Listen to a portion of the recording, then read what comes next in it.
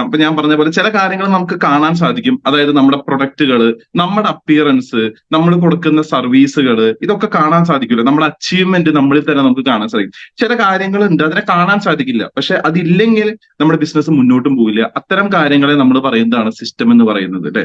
അതേ സിസ്റ്റത്തെ പറ്റിയിട്ടാണ് ഞാൻ ഇന്ന് സംസാരിക്കാൻ പോകുന്നത്. ഏതൊരു കമ്പനിയിൽ നമ്മൾ ചെന്നാലും, ഏതൊരു ഓർഗനൈസേഷനിൽ ചെന്നാലും, ഒരു പുതിയ സ്ഥലത്ത് ജോലിക്ക് ചെന്നാലും എല്ലാത്തിനും അതിൻ്റെതായ ഒരു സിസ്റ്റം ഉണ്ട്. ഇപ്പൊ നമ്മുടെ വീട്ടിൽ വാട്ടർ പ്യൂരിഫയർ ഉണ്ട്, അതിൽ വെള്ളം അതിന്റെ ഉള്ളിലേക്ക് വലിച്ചെടുത്ത് അത് പുറത്തേക്ക് വരുന്ന ആ ഒരു പോയിന്റ് വരെ അതിന്റെ ഉള്ളിൽ ഒരു സിസ്റ്റം ഉണ്ട്. ആ സിസ്റ്റം കറക്റ്റ് ആയിട്ട് വർക്ക് ചെയ്താൽ മാത്രമേ വെള്ളം പ്യൂരിഫൈ ചെയ്ത് നമുക്ക് കിട്ടുള്ളൂ. അതേപോലെ തന്നെ RCMലും ഒരു സിസ്റ്റം ഉണ്ട്. ബേസിക്കലി അതൊരു ഫിൽട്രേഷൻ സിസ്റ്റമാണ്. എന്തിന്റെ ഫിൽട്രേഷൻ സിസ്റ്റം? നമുക്ക് ഈ ബിസിനസ്സിൽ വരുമ്പോൾ നമുക്ക് ഈ ബിസിനസ്സിൽ വേണ്ടാത്തതായിട്ടുള്ള ഒരുപാട് കാര്യങ്ങൾ ഉണ്ടാവും, വേണ്ടതുമായിട്ടുള്ള കുറെ കാര്യങ്ങൾ ഉണ്ടാവും. ഇത് കറക്റ്റ് ആയിട്ട് ക്രമമായി തിരിച്ചുകൊണ്ട് വേണ്ടത് എന്താണ്, വേണ്ടാത്തത് എന്താണെന്നുള്ളതൊക്കെ മാറ്റി നിർത്തിക്കൊണ്ട് നമ്മളെ ഫിൽട്രൈസ് ചെയ്തെടുത്ത് സക്സസിലേക്ക് എത്തിക്കുന്ന ഒരു സിസ്റ്റമാണ് RCMന്റെ സിസ്റ്റം.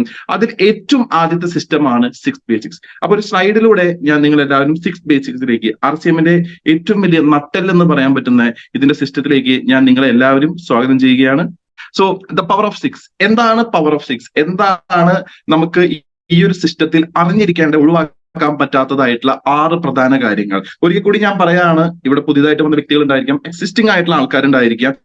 നിങ്ങൾ രണ്ടുപേരോടും എനിക്ക് പറയാനുള്ളത്, ഇന്നത്തെ വിഷയം കുറച്ചധികം നമുക്ക് കവർ ചെയ്യാനുണ്ട്. അതുകൊണ്ട് ഒരു ചെറിയൊരു സ്പീഡിലാണ് ഞാൻ പോവുക. നിങ്ങളുടെ പേനയും പുസ്തകങ്ങളും ഒക്കെ നിങ്ങൾ റെഡിയാക്കി വെക്കുക. കാരണം ഇതിൽ മിസ് ഔട്ട് ആക്കാൻ ഇല്ലാത്തതായിട്ടുള്ളത് ഒന്നുമില്ല. എല്ലാം നമുക്ക് കവർ ചെയ്യേണ്ട കാര്യങ്ങൾ തന്നെയാണ്. അപ്പോ ദ പവർ ഓഫ് 6. എന്താണ് പവർ ഓഫ് 6? അതിന് മുന്നേ, ഇന്ന് ഇപ്പോ മഴക്കാലമൊക്കെയാണ് അല്ലെ, നമ്മളെല്ലാവരും ഏറ്റവും കൂടുതൽ മറക്കുന്ന ഒരു കാര്യമുണ്ട്, വെള്ളം കുടിക്കില്ല. അപ്പൊ ഇവിടെ വീഡിയോ ഓൺ ചെയ്ത ആൾക്കാരോട് ഞാനൊരു റിക്വസ്റ്റ് പറയണം, നിങ്ങൾ വെള്ളം കുടിക്കണം.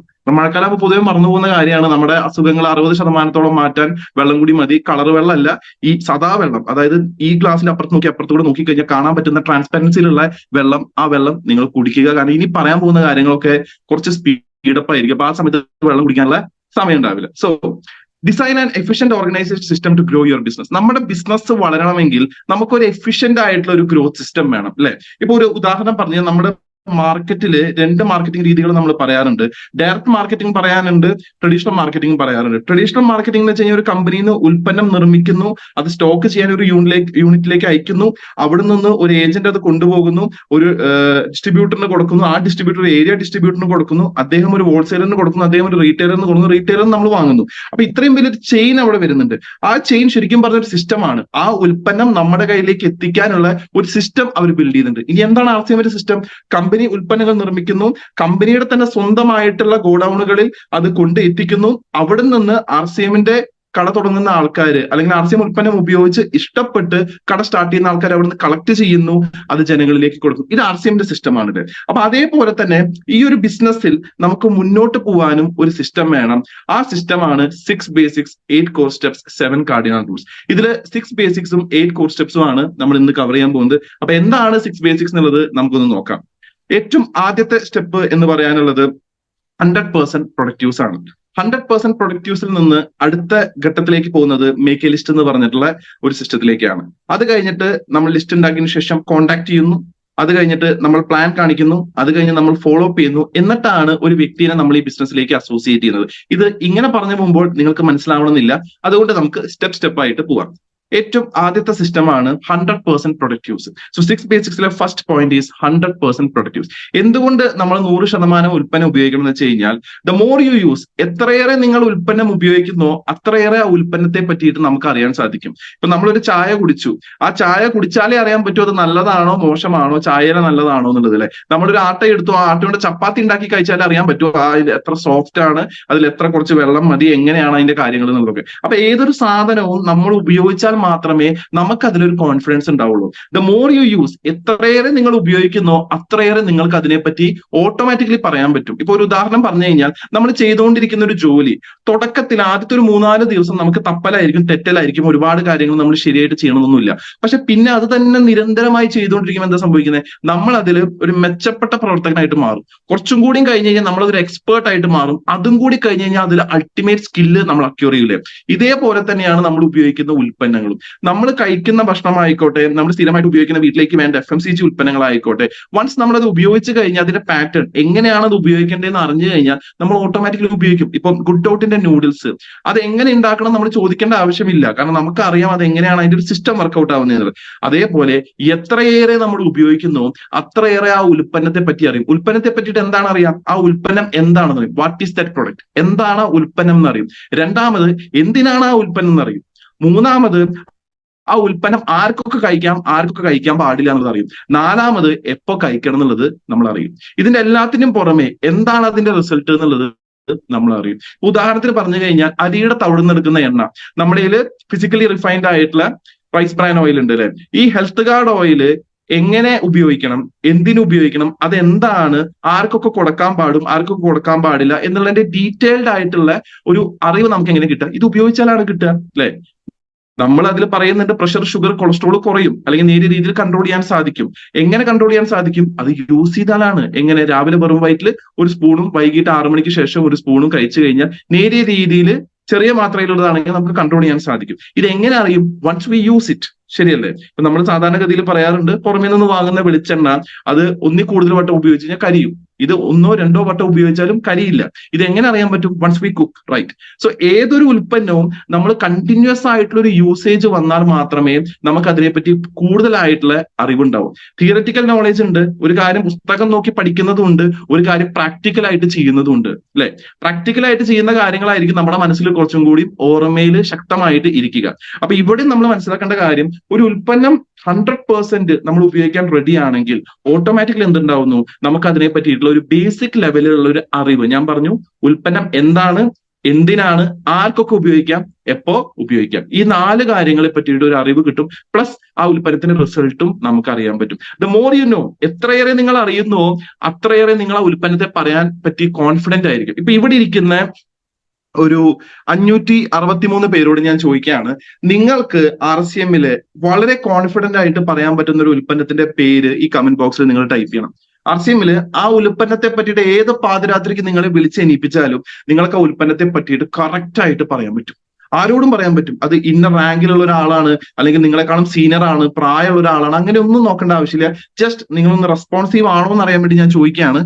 ഈ സിസ്റ്റത്തില് നിങ്ങൾക്ക് ഏറ്റവും കോൺഫിഡന്റ് ആയിട്ട് പറയാൻ ഏറ്റവും സുപ്പീരിയർ ആയിട്ടുള്ള ഒരു പ്രൊഡക്റ്റ്, അത് നിങ്ങൾക്ക് എപ്പോ വേണമെങ്കിലും എങ്ങനെ വേണമെങ്കിലും ആരോട് വേണമെങ്കിലും പറഞ്ഞ് വാങ്ങിപ്പിക്കാൻ പറ്റുന്ന ഒരു പ്രൊഡക്റ്റ് ഉള്ളത് നിങ്ങൾക്ക് ഇവിടെ കമന്റ് ബോക്സിൽ കമന്റ് ചെയ്യാം. Okay, I M waiting. നമുക്ക് സമയമില്ല. അപ്പൊ നിങ്ങൾക്ക് വളരെ കോൺഫിഡന്റ് ആയിട്ടുള്ള ഒരു പ്രൊഡക്റ്റ് ഇത് അക്ഷയ് അയച്ചിട്ടുണ്ട്. ആട്ട, നമ്മുടെ ധ്രുവ് ചക്കി ഫ്രഷ് ആട്ട പ്രൊമോട്ട് ചെയ്യാൻ പറ്റും എന്ന് പറഞ്ഞിട്ടുണ്ട്. കോമത് നായർ അദ്ദേഹം പറഞ്ഞിരിക്കുന്നത് Nutricharge men and omega. Unnikrishnan P noodles പറഞ്ഞിട്ടുണ്ട്, ഗുഡ് ഡോട്ടിന്റെ നൂഡിൽസ് പറഞ്ഞിട്ടുണ്ട്. അപ്പൊ ഒരുപാട് കമന്റുകൾ നമുക്ക് ഇങ്ങനെ വന്നുകൊണ്ടിരിക്കുകയാണ്. അപ്പൊ നിങ്ങൾ ഇത്ര മനസ്സിലാക്കിയാൽ മതി, ഈ പറഞ്ഞ കാര്യങ്ങള് നമ്മൾ ഉപയോഗിച്ച് നമുക്ക് റിസൾട്ട് കിട്ടിയോ അല്ലെങ്കിൽ മറ്റൊരാൾക്ക് കൊടുത്ത റിസൾട്ട് കിട്ടിയ ഒരു ഉൽപ്പന്നമായിരിക്കും. ഒന്നുകിൽ നമ്മൾ മൾട്ടിപ്പിൾ ടൈംസ് യൂസ് ചെയ്തിട്ടുണ്ടാവും, അല്ലെങ്കിൽ അത് കൊടുത്തിട്ട് നമുക്ക് റിസൾട്ട് കിട്ടിയ ഉൽപ്പന്നങ്ങളായിരിക്കും. സോ അതുകൊണ്ടാണ് ഞാൻ പറഞ്ഞത്, ദ മോർ യു നോ, എത്രയേറെ നിങ്ങൾ അതിനെപ്പറ്റി അറിയുന്നുവോ അത്രയേറെ നിങ്ങൾ അതിനെപ്പറ്റി പറഞ്ഞു തുടങ്ങും. നിങ്ങൾക്ക് കോൺഫിഡന്റ് ആയിരിക്കും, അതിനെപ്പറ്റി ആരോട് എന്ത് ഒബ്ജക്ഷൻ വന്നാലും പറയാൻ പറ്റുന്ന ഒരു കോൺഫിഡൻസ് നിങ്ങൾക്ക് വരും. ദ മോർ യു സേ, എത്രയേറെ നിങ്ങൾ പറയുന്നുവോ അത്രയേറെ കോൺഫിഡൻസ് വരും. കാരണം എന്താ, പറഞ്ഞ് ചില തെറ്റുകൾ സംഭവിക്കാം, ചില മിസ്റ്റേക്സ് വരാം, അതൊക്കെ വരാം. പക്ഷേ അതൊക്കെ കഴിഞ്ഞ് കറക്റ്റ് ചെയ്ത് നിങ്ങൾക്ക് ആ ഉൽപ്പന്നത്തെ പറ്റി പറയാൻ ഒരു പ്രത്യേക തരത്തിലൊരു കോൺഫിഡൻസ് വരും. എപ്പോ നിങ്ങളുടെ കോൺഫിഡൻസ് ബൂസ്റ്റ് ആവുന്നു അപ്പോഴാണ് നിങ്ങൾക്ക് ബെറ്റർ റിസൾട്ട് കിട്ടുക. ബെറ്റർ റിസൾട്ട് കിട്ടണമെങ്കിൽ എന്ത് വേണം, നമ്മൾ ആ ഉൽപ്പന്നം ഉപയോഗിച്ചാൽ മതി. ഉപയോഗിച്ചിട്ട് അതിനെപ്പറ്റി ബേസിക് ആയിട്ടുള്ള അറിവ് കിട്ടി അത് പറയാൻ ശ്രമിച്ച് ആ ശ്രമത്തിലൂടെ നമ്മൾ കോൺഫിഡൻസ് ഗെയിൻ ചെയ്താൽ ഒബ്വിയസ്ലി നമുക്ക് ഒരാളുടെ അടുത്തേക്ക് ചെന്ന് കഴിഞ്ഞാൽ അവരെ ഈസിലി കൺവിൻസ് ചെയ്യാൻ പറ്റും. അപ്പോ ഡയറക്ട്ലി നമ്മുടെ 100% പ്രൊഡക്റ്റ് യൂസ് കണക്ട് ആവുന്നത് നമ്മുടെ ഈ ബിസിനസ്സിൽ ഒരാളെ കൺവിൻസ് ചെയ്യാനുള്ള ആ ഒരു റിസൾട്ടിലേക്കാണ് കണക്ട് ആവുന്നത്. ഒരു ചെറിയൊരു ഉദാഹരണം പറഞ്ഞുതരാം. ഏകദേശം ഒരു 12 കൊല്ലം മുന്നേ ഞാൻ കടയിലിരിക്കുന്ന സമയത്ത് ഒരു വ്യക്തി കടയിലേക്ക് കയറി വന്നു.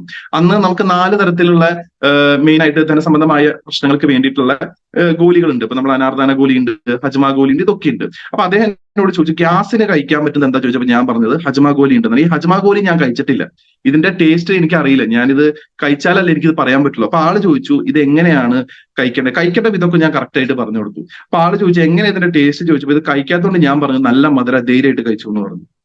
ആളത് വിശ്വസിച്ചു. കാരണം എന്താ, കടയിൽ ഇരിക്കുന്ന ആളെ പറയുന്നത്, അപ്പൊ ഉപയോഗിച്ച ആളല്ലേ പറയണ്ടാവുക. അങ്ങനെ ആള് പോയി കുറച്ച് കഴിഞ്ഞിട്ട് ഒരു വൈകുന്നേരം കേൾപ്പാട് തിരിച്ചു വന്നിട്ട് പറഞ്ഞു ഈ അല്ല പറഞ്ഞേ ഇത് ഭയങ്കര മധുരാന്ന്, ഇത് പുളിച്ചിട്ട് വെക്കാൻ പറ്റുന്നില്ല എന്ന് പറഞ്ഞു. അപ്പൊ എന്തുകൊണ്ട് അതിന്റെ പുളി, അതിൽ ഇംലിയുടെ രസം ചേർത്തിട്ടുണ്ട്, അപ്പൊ അതിൽ പുളിയാണ്. ഇത് ഞാൻ കഴിച്ചാന്നെങ്കിൽ എനിക്ക് ആളോട് പറയുന്നത് ഒരു പുളിയുണ്ട്, പക്ഷെ നിങ്ങളുടെ ഗ്യാസ് ട്രബിൾ മാറും. പക്ഷെ അന്ന് ഞാൻ പറഞ്ഞ കാര്യം എന്താണെന്ന് വെച്ച് കഴിഞ്ഞാൽ എന്തായാലും നിങ്ങളുടെ പ്രശ്നം മാറിയോ, അത് മാറി, ഓക്കെ, അപ്പൊ കുഴപ്പമില്ല. പക്ഷെ എന്തുകൊണ്ട് ഇത് സംഭവിച്ചു? ഉൽപ്പന്നം ഞാൻ ഉപയോഗിച്ചില്ല. ഉൽപ്പന്നം ഞാൻ ഉപയോഗിച്ചിരുന്നെങ്കിൽ എനിക്ക് കോൺഫിഡന്റ് ആയിട്ട് അത് പറയാൻ പറ്റുമായിരുന്നു. അങ്ങനെ ഒരു നെഗറ്റീവ് റിസൾട്ട് ഉണ്ടാവുകയില്ല. അപ്പൊ ഇവിടെ നമ്മൾ മനസ്സിലാക്കേണ്ട കാര്യം, നമുക്ക് ഉൽപ്പന്നങ്ങളെ പറ്റിയിട്ടുള്ള ബേസിക് തലത്തിലെ അറിവ് കിട്ടാൻ എന്ത് വേണം? 100% പ്രൊഡക്റ്റീവ്സ്. എല്ലാ ഉൽപ്പന്നങ്ങളും നമുക്ക് ഉപയോഗിക്കാൻ പറ്റില്ല, പക്ഷേ നമുക്ക് അറിയുന്ന അല്ലെങ്കിൽ ആ ഉൽപ്പന്നം ആവശ്യമുള്ള ആൾക്കാരുണ്ടാവും, അവർക്ക് കൊടുത്തിട്ട് അതിൽ നിന്ന് നമുക്ക് എന്ത് ചെയ്യാൻ പറ്റും? ഒരു റിസൾട്ട് ഗീൽഡ് ചെയ്തെടുക്കാൻ പറ്റും. അപ്പൊ നമുക്ക് നമ്മുടെ കോൺഫിഡൻസിനെ ബൂസ്റ്റ് ചെയ്ത് ഉൽപ്പന്നങ്ങളെ പറ്റി മറ്റൊരാളുടെ അടുത്തേക്ക് സധൈര്യം നമുക്ക് പറയാനുള്ള ഒരു കേപ്പബിലിറ്റി ഉണ്ടാക്കിയെടുക്കാൻ ഇത് സഹായിക്കും. അപ്പൊ ഇവിടെ ഇരിക്കുന്ന വ്യക്തികളോട് എനിക്ക് പറയാനുള്ളത്, RCM സിസ്റ്റത്തിനെ നിങ്ങൾ മനസ്സിലാക്കണമെങ്കിൽ ആദ്യത്തെ ചവിട്ടുപടി എന്ന് പറഞ്ഞാൽ ഉൽപ്പന്നം ഉപയോഗിക്കുക എന്നുള്ളതാണ്. കാരണം വൺസ് നമ്മൾ ഉൽപ്പന്നം ഉപയോഗിച്ചാൽ ഓപ്പോസിറ്റ് നിൽക്കുന്ന ആളെ സംബന്ധിച്ച് അയാൾ പറഞ്ഞ കാര്യം ശരിയാണോ അല്ലേ എന്നുള്ളത് അവിടെ തെളിയിക്കപ്പെടും.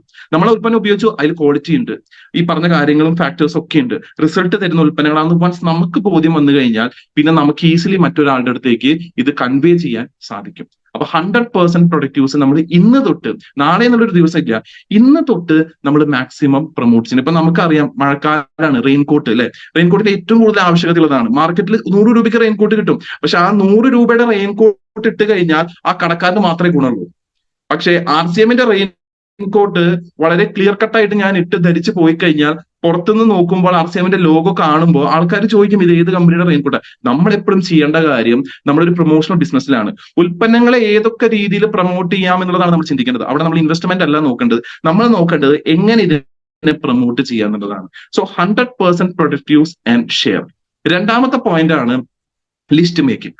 നമ്മൾ ഈ സിസ്റ്റത്തിൽ വരുമ്പോൾ നമുക്ക് ഏറ്റവും അത്യാവശ്യമായിട്ട് വേണ്ട കാര്യം ഈ സിസ്റ്റത്തെ പറ്റിയിട്ട്, ഈ ഒരു ബിസിനസിനെ പറ്റിയിട്ട് നമ്മൾ ആരോടൊക്കെ പറയണം എന്നുള്ള അതിന്റെ ഒരു ധാരണയാണ്. അതിന് ഏറ്റവും ആദ്യം വേണ്ട കാര്യം നമ്മുടെ കയ്യിൽ ഒരു പേനയും വേണം, ഒരു ഡയറിയും വേണം. ഇപ്പോ നിങ്ങൾ എല്ലാവരും ഒരു പേനയും ഡയറിയും ആയിട്ടാണ് ഇരിക്കുന്നത്, ശരിയല്ലേ? അപ്പൊ ഇതുപോലെ നമ്മുടെ കയ്യിൽ ഒരു പേനയും ഡയറിയും വെച്ചിട്ട് യാതൊരു മുൻവിധികളും ഇല്ലാതെ ആരെ പറ്റിയിട്ടും, അതായത് ഇന്ന ആൾക്ക് ചിലപ്പോൾ RCM ബിസിനസ് വേണ്ടി വരില്ല, അവൻ ഓൾറെഡി പണക്കാരനാണ്, അവന് നല്ല സമ്പത്തുണ്ട്, അവന് 3-4 കാർ ഉണ്ടായേക്കാം, പക്ഷെ ആരോഗ്യം ഉണ്ടാവണമെന്നില്ല. അവളെ ഉള്ളിലേക്ക് ചെല്ലുമ്പോഴാവും ചിലപ്പോൾ മനസ്സിലാവുക എനിക്ക് നിൽക്കാൻ പോലും ആവതില്ലാത്ത ആൾക്കാരായിരിക്കും. അപ്പൊ എന്ത് ചെയ്യുക? യാതൊരു തരത്തിലെ മുൻവിധികളും ഇല്ലാതെ നമ്മൾ ഈ ബിസിനസ് ആരോടൊക്കെ പറയാൻ ആഗ്രഹിക്കുന്നു, ആരുടെ മുഖങ്ങളൊക്കെ തുടക്കത്തിൽ മനസ്സിൽ വരുന്നു, അതെല്ലാം നമ്മൾ ഡീറ്റെയിൽഡ് ആയിട്ട് നമ്മുടെ ബുക്കിൽ ചെയ്ത് ഒരു ബുക്ക് ലിസ്റ്റ് മേക്കിങ്ങിന് മാത്രമായിട്ട് വെക്കുക. നമ്മുടെ വീടുകളിൽ കല്യാണം നടക്കുമ്പോൾ ആരൊക്കെ ക്ഷണിക്കണം എന്നതിന്റെ ഒരു ലിസ്റ്റ് നമ്മൾ ഉണ്ടാക്കും അല്ലെ? അതേ ലിസ്റ്റ് തന്നെ മതി. ആ ലിസ്റ്റ് തന്നെ നിങ്ങൾ ഒന്നും കൂടിയും അതിൽ അദ്ദേഹത്തിന്റെ ഫോൺ നമ്പറോ കാര്യങ്ങളൊക്കെ മാറിയിട്ടുണ്ടെങ്കിൽ അതൊക്കെ അപ്ഡേറ്റ് ചെയ്തുകൊണ്ട് അവരുടെ സ്ഥലവും കാര്യങ്ങളൊക്കെ എഴുതി വെച്ചൊരു ലിസ്റ്റ് ഉണ്ടാക്കും. എന്തുകൊണ്ട് ലിസ്റ്റ് ഉണ്ടാക്കണം എന്ന് വെച്ചാൽ ഞാനൊരു ചെറിയൊരു കണക്ക് ഞാൻ പറഞ്ഞുതരാം. 10:7:3:1. അതായത് നമ്മളൊരു 10 പേരോട് ഈ ബിസിനസിനെ പറ്റി പറഞ്ഞു കഴിഞ്ഞാൽ 7 പേര് ഇത് കേൾക്കാൻ റെഡിയാവും. 7 പേര് ഇത് കേൾക്കാൻ റെഡി ആയിട്ടല്ലോ, ഇത് ഉൾക്കൊള്ളാൻ റെഡി ആയിട്ടില്ല. അതിൽ 3 പേര് ഇത് ഉൾക്കൊണ്ട് പ്രൊഡക്റ്റ് വാങ്ങാൻ അവർ അഗ്രീഡ് ആവും. ഒരാള് മാത്രമേ അതിൽ എന്ത് ചെയ്യുള്ളൂ, നമ്മുടെ കൂടെ ജോയിൻ ചെയ്യുള്ളൂ. മറ്റേത് 3 പേര് റീറ്റെയിൽ പ്രോഫിറ്റ് ആണ്. 7 പേര് ജസ്റ്റ് കേട്ടു എന്നുള്ളൂ, അല്ലാതെ വേറെ ആക്ഷൻ ഒന്നും അവരെടുത്തില്ല. ആ 7 പേരിൽ 3 പേര് മാത്രമേ നമ്മുടെ കൂടെ എന്ത് ചെയ്തുള്ളൂ, പ്രൊഡക്റ്റ് എടുത്തുള്ളൂ. ബാക്കി ഒരാൾ മാത്രമേ നമ്മുടെ കൂടെ ജോയിൻ ചെയ്തുള്ളൂ. അപ്പൊ ഇവിടെ അങ്ങനെയാണെങ്കിൽ നമ്മുടെ കൂടെ ഒരു 10 പേര് വരണമെങ്കിൽ നമ്മളൊരു 100 പേരോടെങ്കിലും ഇത് പറയണം, എന്നാലാണ് 10 പേര് നമ്മുടെ കൂടെ വരുള്ളൂ. ഈ കണക്ക് എന്ന് നമുക്ക് മനസ്സിലാവുന്നു അന്ന് നമ്മൾ വെറുതെ ഇരിക്കില്ല, നമ്മൾ നിർത്താതെ വ്യക്തികളോട് ഇത് പറഞ്ഞുകൊണ്ടിരിക്കും. കാരണം ഇവിടെയാണ് നമ്മുടെ പ്രോബബിലിറ്റി മനസ്സിലാക്കേണ്ടത്. നമ്മുടെ ബിസിനസ്സിൽ നമ്മളെ വളർച്ച കൂടണമെങ്കിൽ നമ്മുടെ ടീം കൂടണമെങ്കിൽ എത്ര പേരോട് ഈ ആശയത്തെ എത്തിക്കാൻ പറ്റുന്നോ അത്ര ആൾക്കാരോട് ഈ ആശയം എത്തിക്കണം. ഏരിയ വൈസ് നമ്മുടെ ഏരിയയിൽ വരുന്ന ആൾക്കാരുടെ ഒരു ലിസ്റ്റ് ഉണ്ടാക്കുക. തൊട്ട അയൽപക്കം, അതിന്റെ അടുത്ത ഒരു ഔട്ടർ സോൺ, അതിന്റെ അടുത്തൊരു ഔട്ടർ സോൺ, ആ ഒരു ഏരിയ നമ്മൾ ആദ്യം കവർ ചെയ്തിട്ട് വേണം മറ്റൊരു ഇടത്തേക്ക് പോകാൻ. ആരൊക്കെ അതിൽ ഉൾപ്പെടുത്തിക്കണം? ഇൻഫ്ലുവൻസിങ് ആയിട്ടുള്ള ആൾക്കാർ. ഇപ്പൊ നമ്മുടെ വാർഡ് മെമ്പർ, എന്തുകൊണ്ടാന്ന് വെച്ച് കഴിഞ്ഞാൽ അവർക്ക് കുറച്ചും കൂടി കോൺടാക്റ്റുകളൊക്കെ ഉണ്ടായിരിക്കും, കുറച്ചും കൂടി ആൾക്കാർ അവർക്ക് മനസ്സ് ഇഷ്ടമായി കഴിഞ്ഞാൽ അവര് ചെറിയൊരു പ്രസംഗത്തിലോ കാര്യത്തിലോ ഇതിനെപ്പറ്റി ഒന്ന് പരാമർശിച്ചു കഴിഞ്ഞാൽ അത്രയും കോൺടാക്റ്റുകൾ നമുക്ക് ഒറ്റയടിക്ക് ഉണ്ടാക്കാൻ സാധിക്കും. അപ്പൊ നമ്മുടെ വാർഡ് മെമ്പർ, പഞ്ചായത്ത് മെമ്പർ, ചിലപ്പോൾ ആ ഏരിയയിൽ അറിയപ്പെടുന്ന ഒരു മാഷ്, ഒരു ടീച്ചർ, ഇവരൊക്കെ ഉണ്ടാവും. ഇവരെയാണ് നമ്മൾ ആദ്യം ടാർഗറ്റ് ചെയ്യേണ്ടത്, അല്ലെങ്കിൽ ആദ്യം നമ്മൾ ലിസ്റ്റിൽ എഴുതേണ്ടത്. പിന്നെ ഇൻഷുറൻസ് ഏജൻസ്, നെറ്റ്വർക്ക് ഏജൻസ്. എന്തുകൊണ്ടാണെന്ന് വെച്ചാൽ അവർക്ക് ഓൾറെഡി എന്തുണ്ടായിരിക്കും, നല്ലൊരു കോൺടാക്ട് ലിസ്റ്റ് ഉണ്ടായിരിക്കും. വൺസ് അവരെ കൺവിൻസ് ചെയ്ത് കഴിഞ്ഞാൽ ആ കോൺടാക്ട് ലിസ്റ്റ് അവരുടെ നമുക്ക് എടുത്തുകൊണ്ട് തന്നെ അതിൽ വർക്ക് ചെയ്യാൻ സാധിക്കും. അപ്പൊ ഇത്തരം രീതികളിൽ നമ്മൾ നമ്മുടെ ലിസ്റ്റ് അപ്ഡേറ്റ് ചെയ്യണം. ഇനി ആ ലിസ്റ്റ് എങ്ങനെ വേണം, ആരൊക്കെ ഉൾപ്പെടുത്തണം എന്നുള്ളതിന് ചെറിയൊരു ഫോർമാറ്റ് ഉണ്ട്. ആ ഫോർമാറ്റിന്റെ പേരാണ് ഫ്രണ്ട്സ് എന്ന് പറയുന്നത്. ഏറ്റവും ആദ്യം നമ്മൾ നമ്മുടെ ലിസ്റ്റിൽ എഴുതേണ്ട പേര് നമ്മുടെ ഫാമിലിയുടെ തന്നെയാണ്. പല വ്യക്തികളും ബിസിനസ് എന്താന്നുള്ളത് അവരുടെ വൈഫിനോടോ അല്ലെങ്കിൽ അവരുടെ പാരന്റ്സിനോടോ ശരിക്കും പറയില്ല, അല്ലെങ്കിൽ ഹസ്ബൻഡിനോട് ശരിക്കും പറയില്ല. കാരണം ഇങ്ങനെ ഒരു ബിസിനസ് ഉണ്ട്, ഇത് മല്ലി മുളകൊക്കെ വിൽക്കുന്ന ഒരു ബിസിനസ് ആണെന്ന് മാത്രമേ പറയൂ. ഇത് എന്താണ്, ഇത് എന്തൊക്കെ തരും, ഇതിലൂടെ ഏത് തരത്തിലൊരു വളർച്ച കൈവരിക്കാൻ പറ്റുന്ന ഒരു വ്യക്തമായിട്ടുള്ള ഒരു പ്ലാൻ അവര് കാണിക്കാത്തതുകൊണ്ടാണ് പല ഫാമിലികൾക്കും ഇന്നും എന്താ ചെയ്യുന്നതെന്നുള്ളത് മനസ്സിലാവാത്തത്. അങ്ങനെ എന്താ ചെയ്യുന്നതെന്ന് അറിയാത്തൊരു ഫാമിലി ഒബ്വിയസ്ലി എന്ത് ചെയ്യില്ല, സപ്പോർട്ട് ചെയ്യില്ല. അപ്പൊ നമുക്ക് ഈ ബിസിനസ്സിൽ ഏറ്റവും ആദ്യം വേണ്ടത് എന്താ, നമ്മുടെ ഫാമിലിയുടെ സപ്പോർട്ട്. കാരണം at the end of the day നമ്മൾ പുറത്ത് പോയി നമ്മുടെ എനർജി ഡ്രെയിൻ ഔട്ട് ആയി വരുമ്പോൾ നമുക്ക് എനർജി കിട്ടേണ്ടത് വീട്ടിൽ നിന്നാണ്. അവിടുന്ന് എനർജി ഡ്രെയിൻ ആയി കഴിഞ്ഞ് കഴിഞ്ഞാൽ നമുക്ക് അടുത്ത ദിവസം പോകാനുള്ള ഒരു എനർജി ഉണ്ടാവില്ല. അപ്പൊ എന്ത് വേണം, ആദ്യം നമ്മുടെ ഫാമിലിയോട് പറയണം. ഫാമിലിയിൽ ആരൊക്കെ വരുന്നുണ്ടോ, ഇമ്മീഡിയറ്റ് ഫാമിലിയിലെ ആൾക്കാരൊക്കെ വരുന്നുണ്ടോ, അവരുടെ ഒരു ലിസ്റ്റ് ചെയ്ത് നമ്മളെ നേരിട്ട് പോയി പറയരുത്. നമ്മളെ ആരാണോ ഈ സിസ്റ്റത്തിലേക്ക് കൊണ്ടുവന്നത് അദ്ദേഹത്തെ അല്ലെങ്കിൽ ആ മാഡത്തിനെയോ കൊണ്ടുവന്നുകൊണ്ട് ഒരു ഫാമിലി കൗൺസിലിംഗ് വെക്കുക. അതിൽ ഈ ആശയത്തെ പ്രകടിപ്പിക്കുക, ഈ ഒരു കാര്യത്തെ പറ്റിയിട്ട് പറയുക. നമ്മുടെ ഫാമിലിയാണ് ആദ്യം അറിഞ്ഞിരിക്കേണ്ട ആൾക്കാർ. ലിസ്റ്റിൽ രണ്ടാമത്തെ ആൾക്കാർ എന്ന് പറഞ്ഞു കഴിഞ്ഞാൽ റിലേറ്റീവ്സ് ആണ്, ബന്ധുക്കൾ, അല്ലെ? ചിലപ്പോൾ നമുക്ക് ഇതിലൊരു മുൻവിധി ഉണ്ടായിരിക്കും, ചില ആൾക്കാർ വരില്ല, അല്ലെങ്കിൽ ഞാൻ പറഞ്ഞാൽ കേൾക്കില്ല, ഞാൻ വളരെ എടുപ്പുള്ള ഒരാളായതുകൊണ്ട് ചിലപ്പോൾ കൂട്ടാക്കില്ല എന്നുള്ളത്. ഇവിടെ നിങ്ങൾ പരിഭ്രാന്തരാവേണ്ട ആവശ്യമില്ല, ടെൻഷൻ അടിക്കേണ്ട ആവശ്യമില്ല. നമ്മൾ അവിടെ ഒരു ട്രയൽ ആൻഡ് എറർ മെത്തേഡാണ് വർക്ക്ഔട്ട് ആവുന്നത്. നമുക്കറിയുന്ന സകല ബന്ധുക്കളുടെയും പേര് എഴുതിയിട്ട് അവരെ പോയി കാണുക. ഒരു 10 ഉൽപ്പന്നങ്ങളെ പറ്റി നിങ്ങൾ പഠിച്ചു പോയി അവരോട് പറയാം. ഓരോ വീട്ടിലും കയറി ഇറങ്ങുമ്പോൾ 10 ഉൽപ്പന്നങ്ങളിൽ നിന്ന് മാറി മാറി ചെയ്യാം. ഒരു 10 ഉൽപ്പന്നങ്ങൾ കഴിഞ്ഞാൽ അടുത്ത 10 ഉൽപ്പന്നങ്ങൾ. എന്താ ഉണ്ടാവുക എന്ന് വെച്ചാൽ, ഒരു 10 വീട് കയറി ഇറങ്ങി നിങ്ങൾക്ക് നോ കിട്ടിയാലും കുഴപ്പമില്ല, നിങ്ങൾ ഇതിനെ ഒരു പ്രാക്ടീസ് സെഷൻ ആയിട്ട് എടുത്താൽ മതി. നിങ്ങൾക്ക് ഇതിനെ പറ്റിയിട്ടുള്ള എന്ത് കിട്ടും, ഒരു അറിവ് കിട്ടും. അതിൽ ലക്കിലി നിങ്ങൾക്ക് ചിലപ്പോൾ കൺവിൻസ്ഡ് ആയിട്ട് ഓക്കെ ഞാനിത് ചെയ്യാൻ റെഡിയാണ്, നീ അങ്ങനെ നീ രക്ഷപ്പെടുകയാണെങ്കിൽ രക്ഷപ്പെട്ടു എന്ന് പറയുന്ന ആൾക്കാരുണ്ട്, ശരിയല്ലേ? അപ്പോ അവർക്ക് എന്തുണ്ടാവുന്നു, അവർക്ക് ഈ ബിസിനസിന്റെ ഒരു ഐഡിയ ഒന്നും കിട്ടില്ല, പക്ഷെ അവർ പ്രൊഡക്റ്റ് വാങ്ങാൻ റെഡിയാവുന്നു. അപ്പൊ ഇവിടെ നമ്മളൊരു പ്രാക്ടീസ് സെഷൻ ആണ് ചെയ്യുന്നത്. നമ്മുടെ ബന്ധുക്കളെ ഒരു കാരണവശാലും നിങ്ങൾ ഈ കൂട്ടത്തിലേക്ക് എഴുതാതിരിക്കരുത്. കാരണം നിങ്ങൾ ഇന്ന് അത് പറഞ്ഞില്ലെങ്കിൽ നാളെ വേറെ ആരെങ്കിലും പോയി പറയും. വൺസ് അവർക്ക് അത് ബെനിഫിറ്റഡ് ആണെന്ന് തോന്നിക്കഴിഞ്ഞാൽ അവർ നിങ്ങളോട് ചോദ്യം ചോദിക്കും, എന്തുകൊണ്ട് നീ ഇത് ചെയ്തിട്ട് നീ എന്നോട് പറഞ്ഞില്ല? വീണ്ടും പ്രശ്നമാവും. അപ്പൊ എന്ത് ചെയ്യുക, യാതൊരു മുൻവിധികളും ഇല്ലാതെ നിങ്ങളുടെ ബന്ധുക്കളുടെ പേര് അതിൽ ആഡ് ചെയ്യുക. പിന്നെ മൂന്നാമത്തതാണ് ഇൻസ്റ്റിറ്റ്യൂട്ട് അല്ലെങ്കിൽ school. I4 institute and school. അതായത് നിങ്ങളുടെ കൂടെ പഠിച്ച വ്യക്തികൾ, സഹപാഠികൾ, അല്ലെ? നമുക്കിപ്പോ വാട്സാപ്പിന്റെ യുഗമാണ്. അപ്പോൾ പല ഗ്രൂപ്പുകൾ ഉണ്ട് നമുക്ക്, അല്ലെ? നമ്മൾ 10ാം ക്ലാസ് വരെ പഠിച്ച ഒരു ഗ്രൂപ്പ് ഉണ്ടാവും, 12ാം ക്ലാസ് വരെ പഠിച്ച ഗ്രൂപ്പ് ഉണ്ടാവും, ഡിഗ്രി ബാച്ചിന്റെ ഒരു ഗ്രൂപ്പ് ഉണ്ടാവും, അല്ലെ? അപ്പൊ ഈ ഗ്രൂപ്പിലുള്ള വ്യക്തികളുടെ പേര്, അവരുടെ അഡ്രസ്സും അവരുടെ ഫോൺ നമ്പറും ഒക്കെ എന്ത് ചെയ്യുക, നമ്മുടെ ലിസ്റ്റിൽ ചെയ്ത്. കാരണം ഓർമ്മ പുതുക്കൽ എന്നുള്ള ഒരു ഭാഗത്തിൽ നമുക്ക് ഇവരുടെ അടുത്തേക്ക് ചെന്ന് ഈ ഒരു ബിസിനസിന്റെ ഐഡിയയെ അവരുടെ അടുത്തേക്ക് സമീപിക്കാൻ സാധിക്കും. നാലാമത്തതാണ് ഈ എംപ്ലോയീസ്, നിങ്ങളുടെ കൂടെ ഇപ്പോൾ വർക്ക് ചെയ്യുന്ന സഹപ്രവർത്തകർ. അവരോട് ഒരിക്കലും നിങ്ങൾ ഈ ബിസിനസിനെ നേരിട്ട് പറയരുത്. 2 രീതിയിൽ നിങ്ങൾക്ക് അവരെ അപ്രോച്ച് ചെയ്യാൻ സാധിക്കും. ഒന്ന്, RCM ഉൽപ്പന്നങ്ങളിൽ ഒരു 4 മണി സമയത്ത് ഒരു സ്നാക്ക് ടൈമിലൊക്കെ കൊണ്ടുപോകാൻ പറ്റുന്ന നമ്മുടെ മൂങ് ദാല്, ഭുജിയ, ബിസ്ക്കറ്റ്, സ്നൂക്കീസ്, നൂഡിൽസ്, ഇത്തരം കാര്യങ്ങളൊക്കെ നിങ്ങൾ ഇടയ്ക്കൊക്കെ ഒന്ന് കൊണ്ടുപോവുക. ഇവർക്ക് എല്ലാവർക്കും ഒന്ന് സാമ്പിൾ ആയിട്ട് കൊടുക്കുക.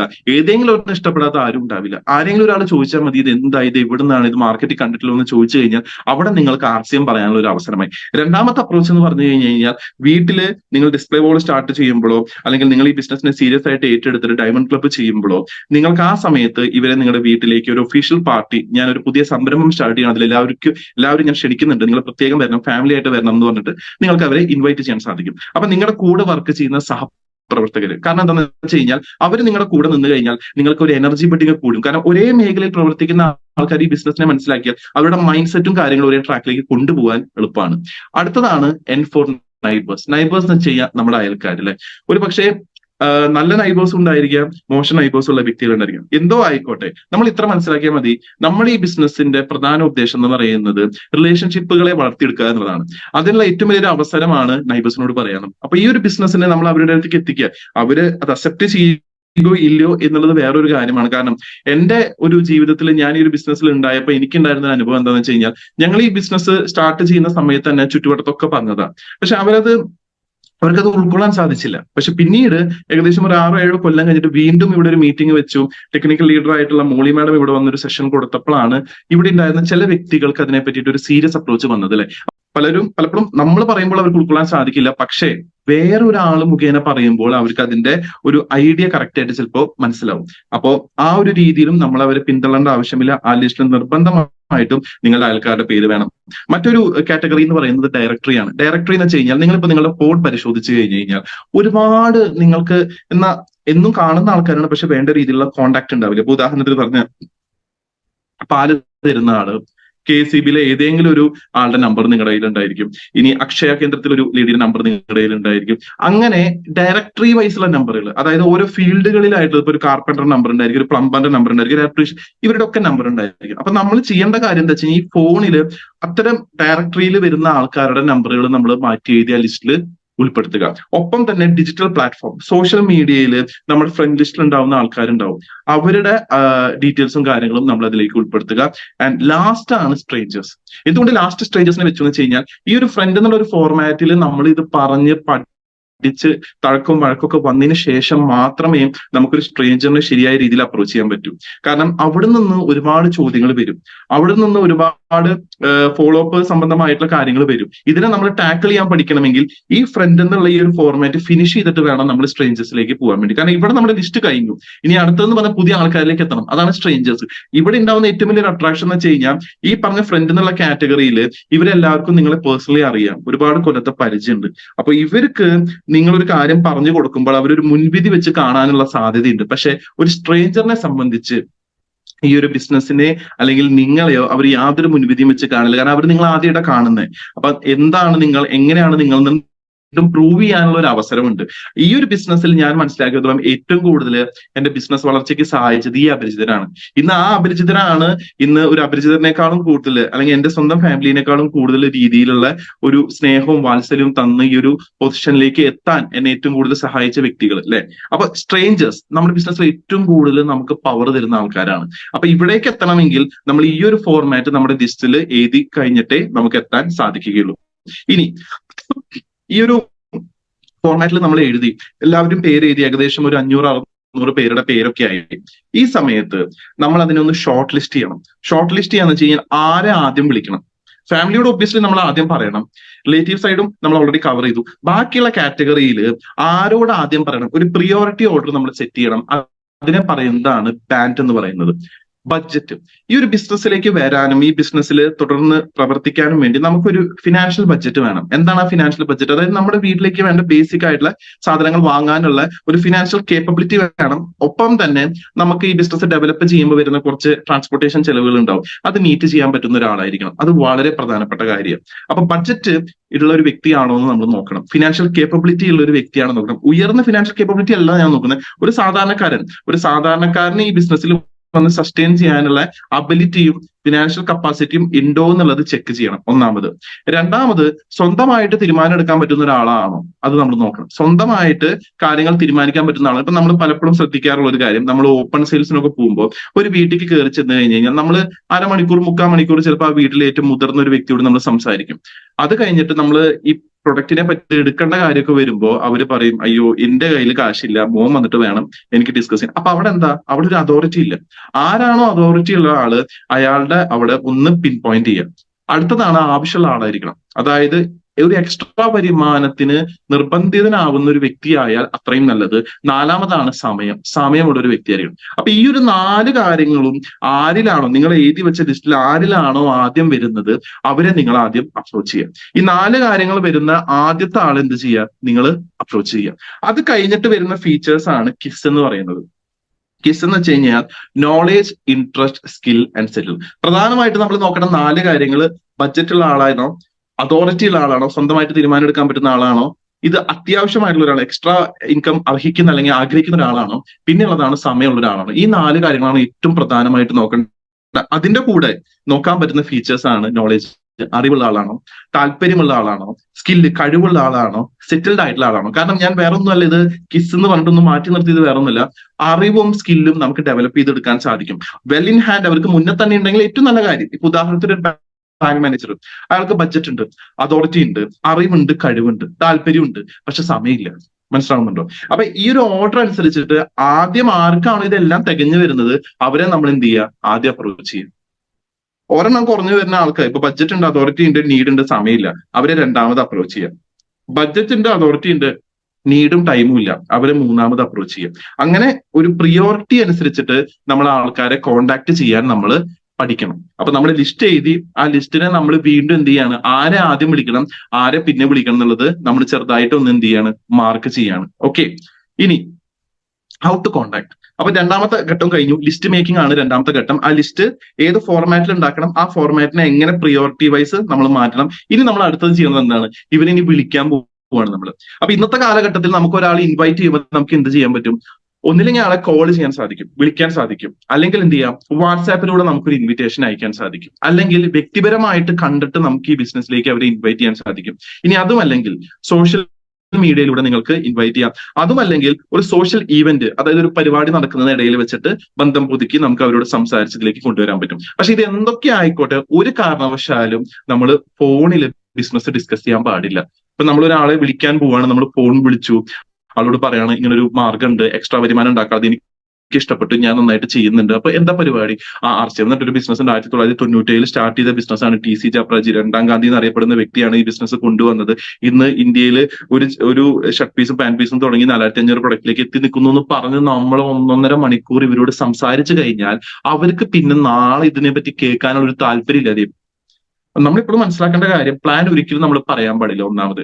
രണ്ടാമത്, അത് ഒരിക്കലും ഫോണിൽ പറയാൻ പാടില്ല. കാരണം ഫോണിൽ നമ്മുടെ കോൺവെർസേഷൻ വളരെ ബ്രീഫ് ആയിരിക്കണം. നമ്മൾ ജസ്റ്റ് വിളിക്കുന്നു, പരിചയം പുതുക്കുന്നു, അവരുടെ ക്ഷേമം കാര്യങ്ങളൊക്കെ അന്വേഷിക്കുന്നു, അത് കഴിഞ്ഞിട്ട് സ്ട്രേറ്റ് ടു ദ പോയിന്റ്. അതെങ്ങനെ ചെയ്യണം എന്നുള്ളതാണ് FOR എന്ന് പറഞ്ഞ ഫോർമാറ്റ്. എങ്ങനെയാണ് നമ്മൾ ഒരാളെ വിളിക്കുമ്പോൾ അവരോട് ഈ കാര്യത്തെ പറ്റി കമ്മ്യൂണിക്കേറ്റ് ചെയ്യേണ്ടത്. ഏറ്റവും ആദ്യത്തെ കാര്യം, വിളിച്ചു കഴിഞ്ഞു കഴിഞ്ഞാൽ നമസ്കാരം എന്ന് പറയാം, അല്ലെങ്കിൽ ഒരു വിഷയം, ഗുഡ് ഈവനിങ്, ഗുഡ് ആഫ്റ്റർനൂൺ. എങ്ങനെയാണ് നിങ്ങൾ അവരുമായിട്ടുള്ള ബന്ധം പോലെ ഇരിക്കും. ചിലപ്പോൾ നിങ്ങൾ വിളിക്കാളിയ എന്ന് പറയുന്ന ബന്ധമായിരിക്കും, ചിലപ്പോൾ നിങ്ങൾ എടാ എന്ന് പറയുന്ന ബന്ധമായിരിക്കും. എന്തോ ആയിക്കോട്ടെ, വിളിക്കുമ്പോൾ ഓൾവേസ് എന്ത് ചെയ്യുക, വിഷ് ചെയ്യുക. വിഷ് ചെയ്തിട്ട് ഫാമിലിയിലെ കാര്യങ്ങളൊക്കെ ചോദിക്കുക, എന്തൊക്കെയുണ്ട്, സുഖമാണോ, വീട്ടിലെല്ലാവർക്കും എങ്ങനെയുണ്ട് എന്നുള്ളത് ചോദിക്കുക. അപ്പൊ അദ്ദേഹം തന്നെ പറയും, വീട്ടിലത്തെ കാര്യങ്ങളൊക്കെ പറയും. എന്നിട്ട് എന്ത് ചെയ്യുക, ഒക്യുപ്പേഷന്റെ കാര്യം ചോദിക്കുക, ജോലിയൊക്കെ എങ്ങനെ പോകുന്നു, കുഴപ്പമില്ല. ഭൂരിഭാഗം പേരും ഒരു 80-85% ആൾക്കാർ പറയുന്ന ഒരു കാര്യം കുഴപ്പമില്ല എന്നുള്ളതാണ്. അത് കഴിഞ്ഞിട്ട് എന്ത് ചെയ്യുക, റീക്രിയേഷൻ ചെയ്യുക. അതായത് ചിലപ്പോൾ നിങ്ങൾ അദ്ദേഹത്തെ കണ്ടിട്ട് ഒരു 2 ആഴ്ചയൊക്കെ ഉണ്ടാവുള്ളൂ, നമ്മൾ കണ്ടിട്ട് ഇപ്പൊ കുറച്ചായില്ലേ, ഞാനിപ്പോ ഈ അടുത്ത് ആ വഴിക്ക് വരുന്നുണ്ട്, അപ്പോ നീ അവിടെ ഉണ്ടാവോ എന്നുള്ളതൊക്കെ നമുക്ക് എന്ത് ചെയ്യാൻ പറ്റും, റീക്രിയേറ്റ് ചെയ്യാൻ സാധിക്കും. അപ്പൊ ഇവിടെ 2 കാര്യങ്ങളാണ്. M4 എന്ന് പറയുന്നത് മണിയും ആവാം, അല്ലെങ്കിൽ എന്താവാം, ഒരു മീറ്റിംഗ് സെറ്റ് ചെയ്തതും ആവാം, രണ്ടും ആവാം. മണിയാണെങ്കിൽ നിങ്ങൾക്ക് ഡയറക്റ്റ് ആയിട്ട് പറയാം, എടാ ഞാൻ വിളിച്ചത് വേറെ ഒന്നല്ല, നീ ഇപ്പൊ ഒരു 2 ആഴ്ച മുന്നേ എന്നോട് പറഞ്ഞിട്ടുണ്ടായിരുന്നു ഫിനാൻഷ്യലി കുറച്ച് ബുദ്ധിമുട്ടാണ്, അപ്പൊ ഇത്തിരി എക്സ്ട്രാ ഇൻകം, അതായത് നമ്മുടെ ഒഴിവ് സമയം കൊണ്ട് തന്നെ നമുക്ക് ഇത്തിരി എക്സ്ട്രാ ഇൻകം ഉണ്ടാക്കാൻ പറ്റുന്ന ഒരു സംവിധാനത്തിലാണ് ഞാനിപ്പോ കുറച്ച് നാളായിട്ട് പ്രവർത്തിക്കുന്നത്. എനിക്കത് ചെയ്തു തുടങ്ങിയിട്ട് നല്ലൊരു മെച്ചം എനിക്ക് തോന്നി. അതുകൊണ്ടാണ് ഞാൻ പറഞ്ഞത്, എന്താ സംഭവം, അതൊക്കെ നേരിട്ട് പറയാം, നീ എപ്പോഴാ എവിടെ ഉണ്ടാവുക എന്നുള്ളത് നമ്മളൊരു മീറ്റിംഗ് എന്ത് ചെയ്യാണ്, അവിടെ സെറ്റ് ചെയ്യാണ് ചെയ്യുന്നത്. ഇനി ചിലപ്പോൾ മണി മാറ്റർ പറയണമെന്നില്ല, അല്ലാതെ തന്നെ നിങ്ങൾക്ക് എന്ത് ചെയ്യാം, റീക്രിയേറ്റ് ചെയ്യാൻ സാധിച്ചതിന് ശേഷം, കുറെ ആയാലോ കണ്ടിട്ട്, ഇനിയിപ്പോ ഞാൻ ആ വഴിക്ക് വരുന്നുണ്ട്, അതാ ഞാൻ നിന്നെ വിളിച്ചേ, ഈ ശനിയാഴ്ച വൈകിട്ട് ഞാൻ അവിടെ ഉണ്ടാവും, നീ ഉണ്ടാവും, അയ്യോ ശനിയാഴ്ച വൈകിട്ട് ഉണ്ടാവും, കുഴപ്പമില്ല, ഞാൻ എന്തായാലും 2 ദിവസം അവിടെ ഉണ്ടാവും, അത് കഴിഞ്ഞിട്ട് ഞാൻ പോകും. അപ്പൊ ഈ 2 ദിവസത്തിൽ എപ്പോഴാണ് നീ ഉണ്ടാവുക വിളിച്ച് പറഞ്ഞാൽ മതി. അത് കഴിഞ്ഞിട്ട് അടുത്ത ദിവസം വീണ്ടും ഫോളോ അപ്പ് ചെയ്യാം. അപ്പൊ ഇതൊരു ഓർഡർ ആണ്, ഫാമിലി, ഒക്യുപ്പേഷൻ, റീക്രിയേഷൻ, മണി. ഒരിക്കലും ഒരാളെ ഫോൺ വിളിച്ചിട്ടാണ് ഞാനൊരു പരിപാടിയിൽ വന്നിട്ടുണ്ട്, നമ്മൾ എക്സൈറ്റഡ് ആയിരിക്കും. ചിലപ്പോൾ നമ്മളൊരു മീറ്റിംഗ് കേട്ടോ നമ്മൾ ഭയങ്കര എക്സൈറ്റഡ് ആയിരിക്കും. പക്ഷെ നമ്മൾ ഈ ഫോൺ വിളിച്ച ഉടനെ, എടാ ഇങ്ങനെ ഒരു പരിപാടി ഉണ്ട്, സൂപ്പർ ആണ്, ഞാൻ ക്ലാസ് അറ്റൻഡ് ചെയ്തു, മീറ്റിംഗ് ഉണ്ട് എന്നൊക്കെ പറയുമ്പോൾ തന്നെ ആൾക്കാർക്ക് തോന്നും എന്തോ ഒന്ന് ശരിയല്ലല്ലോ എന്നുള്ളത്. അപ്പൊ നമ്മൾ എപ്പോഴും ചെയ്യേണ്ട കാര്യം, അവരുടെ ക്ഷേമം അന്വേഷിക്കുക, വീട്ടിലെല്ലാവർക്കും സുഖമാണോ, ജോലിയൊക്കെ എങ്ങനെ പോകുന്നു, പിന്നെ നമ്മുടെ ആയിട്ടുള്ള നിങ്ങളുടെ ആ ഒരു വ്യക്തിയായിട്ടുള്ള ബന്ധം എങ്ങനെയാണോ അതനുസരിച്ച് ഒന്ന് റീക്രിയേറ്റ് ചെയ്യുക. ഈ അടുത്ത് കണ്ടുമുട്ടിയ കാര്യങ്ങളായിരിക്കാം, അല്ലെങ്കിൽ കൊച്ചിന്റെ കാര്യം എന്തെങ്കിലും പറഞ്ഞിട്ടുണ്ടായിരിക്കും, വൈഫിന്റെ കാര്യം എന്തെങ്കിലും പറഞ്ഞിട്ടുണ്ടായിരിക്കും, അമ്മയുടെ കാലുവേദനയുടെ പറ്റിയിട്ട് എന്തെങ്കിലും പറഞ്ഞിട്ടുണ്ടാവും, അതെങ്ങനെയുണ്ടോ എന്നൊക്കെ ചോദിച്ചിട്ട് പിന്നെ ഫൈനലി ഈ ഒരു മീറ്റിംഗിലേക്ക് നമ്മൾ അവരെ കൊണ്ടെത്തിക്കുക. So that is how you contact a known person. അതായത് നിങ്ങൾക്ക് അറിയുന്ന ആൾക്കാരെ എങ്ങനെ കോൺടാക്ട് ചെയ്യണം എന്നുള്ളതിന്റെ ഒരു ഫോർമാറ്റ് ആണ് family, occupation, recreation and money motive. അടുത്തതാണ്, എങ്ങനെയാണ് നമുക്ക് അപ്പോയിന്റ്മെന്റ് എടുക്കാൻ സാധിക്കുക, എങ്ങനെയാണ് നമ്മൾ ഇവരെ അപ്രോച്ച് ചെയ്യേണ്ടത് എന്നുള്ളതിന്റെ ഒരു 7 പ്രധാനപ്പെട്ട രീതികളാണ് ഞാൻ പറയാൻ പോകുന്നത്. 6 ബേസിക്സിൽ ഡയറക്റ്റ് ആയിട്ട് ഇത് വരുന്നില്ല, പക്ഷേ ഇൻവിറ്റേഷൻ എന്ന് പറഞ്ഞ ഒരു ചാപ്റ്ററിൽ ഇത്തരം പോയിന്റുകൾ നമുക്ക് വളരെ ഫലപ്രദമാവുന്ന പോയിന്റുകളാണ് എനിക്ക് പേഴ്സണലി ഫീൽ ചെയ്തുകൊണ്ടാണ് ഞാൻ ഇത് ഇൻക്ലൂഡ് ചെയ്തത്. Okay, so 7 approaches to set appointment. എങ്ങനെ നമുക്കൊരു വ്യക്തിയായിട്ട് അപ്പോയിന്റ്മെന്റ് എടുക്കാൻ പറ്റും. ഏറ്റവും ആദ്യത്തെ അപ്രോച്ച് എന്ന് പറഞ്ഞാൽ ഞാൻ നേരത്തെ പറഞ്ഞ പോലെ ഡയറക്റ്റ് അപ്രോച്ച് ആണ്. നമ്മൾ ആ വ്യക്തിനെ കാണുന്നു, നമ്മൾ അവരോട് പറയുന്ന കാര്യം എന്ന് വെച്ച് കഴിഞ്ഞാൽ, would you be interested in looking at an opportunity to make some extra income. അതായത് ഇത്തിരി എക്സ്ട്രാ വരുമാനം നേടിയെടുക്കാൻ ആഗ്രഹിക്കുന്ന ഒരു വ്യക്തിയാണ് നിങ്ങൾ, എനിക്കറിയാം. അപ്പോൾ നിങ്ങൾ അങ്ങനെ ഒരു ഓപ്ഷൻ വന്നാൽ, ഒരു പ്രൊജക്ട് വന്നാൽ, അല്ലെങ്കിൽ ഒരു ജോബ് വന്നാൽ നിങ്ങൾ അതിന് റെഡി ആണോ? അതായത് നിങ്ങൾ ഇപ്പൊ ചെയ്തുകൊണ്ടിരിക്കുന്ന ജോബിന് ഒരു ബുദ്ധിമുട്ടും വരില്ല, പക്ഷെ അതല്ലാതെ തന്നെ ഒഴിവ് സമയത്ത് ഇത്തിരി എക്സ്ട്രാ വരുമാനം ഉണ്ടാക്കാൻ നീ റെഡി ആണോ അല്ലേ എന്നുള്ളത് എനിക്ക് അറിഞ്ഞാൽ മതി. മനസ്സിലാവുന്നുണ്ടോ? അപ്പൊ ഇത് നമുക്ക് അറിയുന്ന ആൾക്കാരോട് നമ്മൾ പറയുന്നത് കേട്ടോ, അറിയാത്ത ആൾക്കാരോടല്ല, അറിയുന്ന ആൾക്കാരോട് പറയുന്നതിൽ ഏറ്റവും ആദ്യത്തെ അപ്രോച്ചാണ് ഡയറക്റ്റ് അപ്രോച്ച്. ഡയറക്റ്റ് അപ്രോച്ച് എന്ന് വെച്ച് കഴിഞ്ഞാൽ നിങ്ങൾ തമ്മിലെ ബന്ധം അത്രയും ക്ലോസ് ആയിരിക്കും. ക്ലോസ് ആകുമ്പോൾ നമുക്ക് നേരിട്ട് കാര്യങ്ങൾ പറയും. എനിക്കറിയാം നിനക്കിപ്പോ കുറച്ച് സാമ്പത്തിക ബുദ്ധിമുട്ടും കാര്യങ്ങളൊക്കെ കടന്നു പോവുകയാണ്. അപ്പൊ എനിക്ക് ഇപ്പൊ ഞാനൊരു എക്സ്ട്രാ വരുമാനത്തിന് ഒരു വഴി ഞാൻ നോക്കി വെച്ചിട്ടുണ്ട്. എനിക്കത് വളരെ ലാഭകരമായിട്ട് തോന്നി. അപ്പൊ എനിക്ക് നിന്നോട് പറയാൻ തോന്നി, നിനക്ക് നിന്റെ ജോലിക്ക് ബാധകമല്ലാത്ത രീതിയിൽ ഒരു ഒഴിവ് സമയത്ത് കുറച്ച് വരുമാനം ഉണ്ടാക്കാൻ പറ്റിക്കഴിഞ്ഞാൽ നീ അതിൽ ഹാപ്പി ആവും. ഞാൻ ഹാപ്പി ആവും എന്ന ബാക്കി കാര്യങ്ങൾ. അപ്പൊ ഇതൊരു അപ്രോച്ചാണ്. ഇതിനെ പറയുന്നതാണ് ഡയറക്റ്റ് അപ്രോച്ച്. ഇനി രണ്ടാമത്തെ അപ്രോച്ചിന്റെ പേരാണ് ഒപ്പീനിയൻ അപ്രോച്ച്.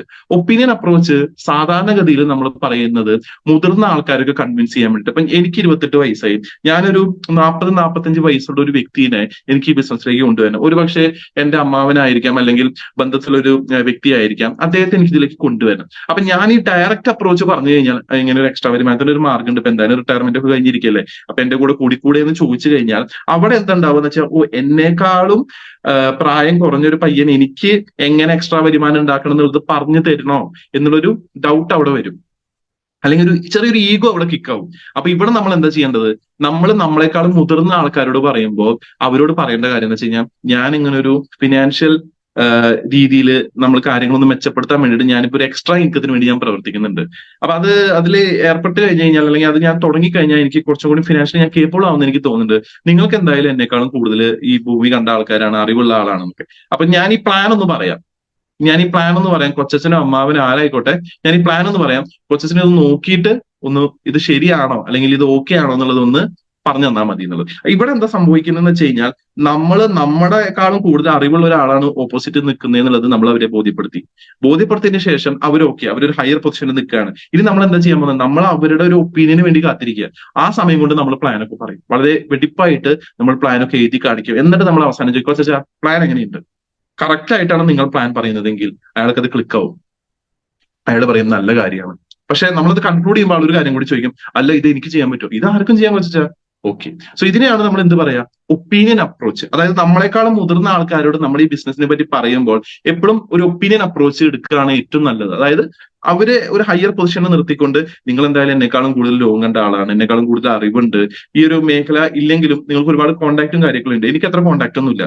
അപ്പൊ ഞാൻ ഈ പറയുന്ന കാര്യം കേട്ടിട്ട് എങ്ങനെയുണ്ടെന്ന് എന്നോട് പറഞ്ഞു, അതനുസരിച്ച് വേണമെങ്കിൽ തീരുമാനം എടുക്കാൻ വേണ്ടിയിട്ട്.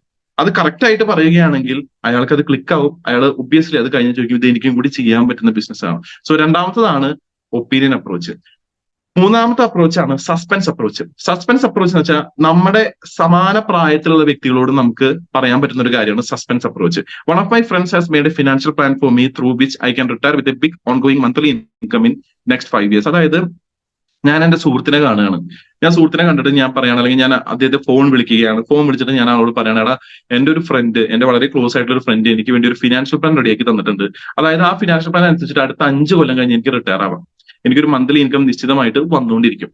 നിനക്ക് താല്പര്യം ഉണ്ടെങ്കിൽ ഞാനത് നിന്നോട് ഷെയർ ചെയ്യാം എന്നുള്ളത് പറയുമ്പോൾ ആള് ചോദിക്കും, അല്ല സംഭവം എനിക്ക് ഓക്കെയാണ്, എന്താ സംഭവം? അല്ല അതൊക്കെ ഞാൻ നേരിട്ട് കണ്ട് പറയാം. നേരിട്ട് കണ്ടാൽ അത് നിനക്ക് മനസ്സിലാവുള്ളൂ, എനിക്ക് കാണിച്ചു തരണം, അല്ലാതെ ഞാൻ ഫോണിൽ പറഞ്ഞിട്ട് കാര്യമില്ല. അപ്പൊ അവിടെ എന്താ ചെയ്യുന്നത്? ഒരു സസ്പെൻസ് ഇടുക ചെയ്യുന്നത്. സസ്പെൻസ് എന്താണ് നമ്മൾ പറയുന്നത്? പക്ഷെ അയാളെ ഹുക്ക് ചെയ്യാൻ പറ്റുന്ന ഒരു കാര്യമുണ്ട്. കാരണം എന്താ, നിങ്ങൾ ആലോചിച്ച് നോക്കൂ, ഏതൊരു വ്യക്തിയാണ് ആഗ്രഹിക്കുന്നത് അടുത്ത 5 കൊല്ലത്തിൽ കറക്റ്റ് ആയിട്ട് വർക്ക് ചെയ്ത് കഴിഞ്ഞാൽ റിട്ടയർ ആയി ഫ്രീ ടൈം എങ്ങനെ വേണമെങ്കിലും യൂസ് ചെയ്യാൻ പറ്റുന്ന ഒരു ജോലി ആരാണ് ആഗ്രഹിക്കാത്തത്? അപ്പൊ ആ രീതിയിൽ നമ്മൾ ഇതൊരു സസ്പെൻസ് ജനറേറ്റ് ചെയ്യുന്നു. പക്ഷെ ഒരിക്കലും നമ്മളിത് ഫോണിലോ അല്ലെങ്കിൽ എന്താ പറയാ നമ്മുടെ സോഷ്യൽ മീഡിയയിലോ എന്തിലാണോ നമ്മൾ അദ്ദേഹമായിട്ട് കമ്മ്യൂണിക്കേറ്റ് ചെയ്യുന്നത്, ഒരിക്കലും നമ്മളിത് അവിടെ വെച്ച് പറയരുത്. നമ്മളത് സസ്പെൻസ് ക്രിയേറ്റ് ചെയ്ത് അതൊക്കെ ഞാൻ നേരിട്ട് കാണുമ്പോൾ പറയാം. എപ്പോഴാണ് കാണാൻ പറ്റുക?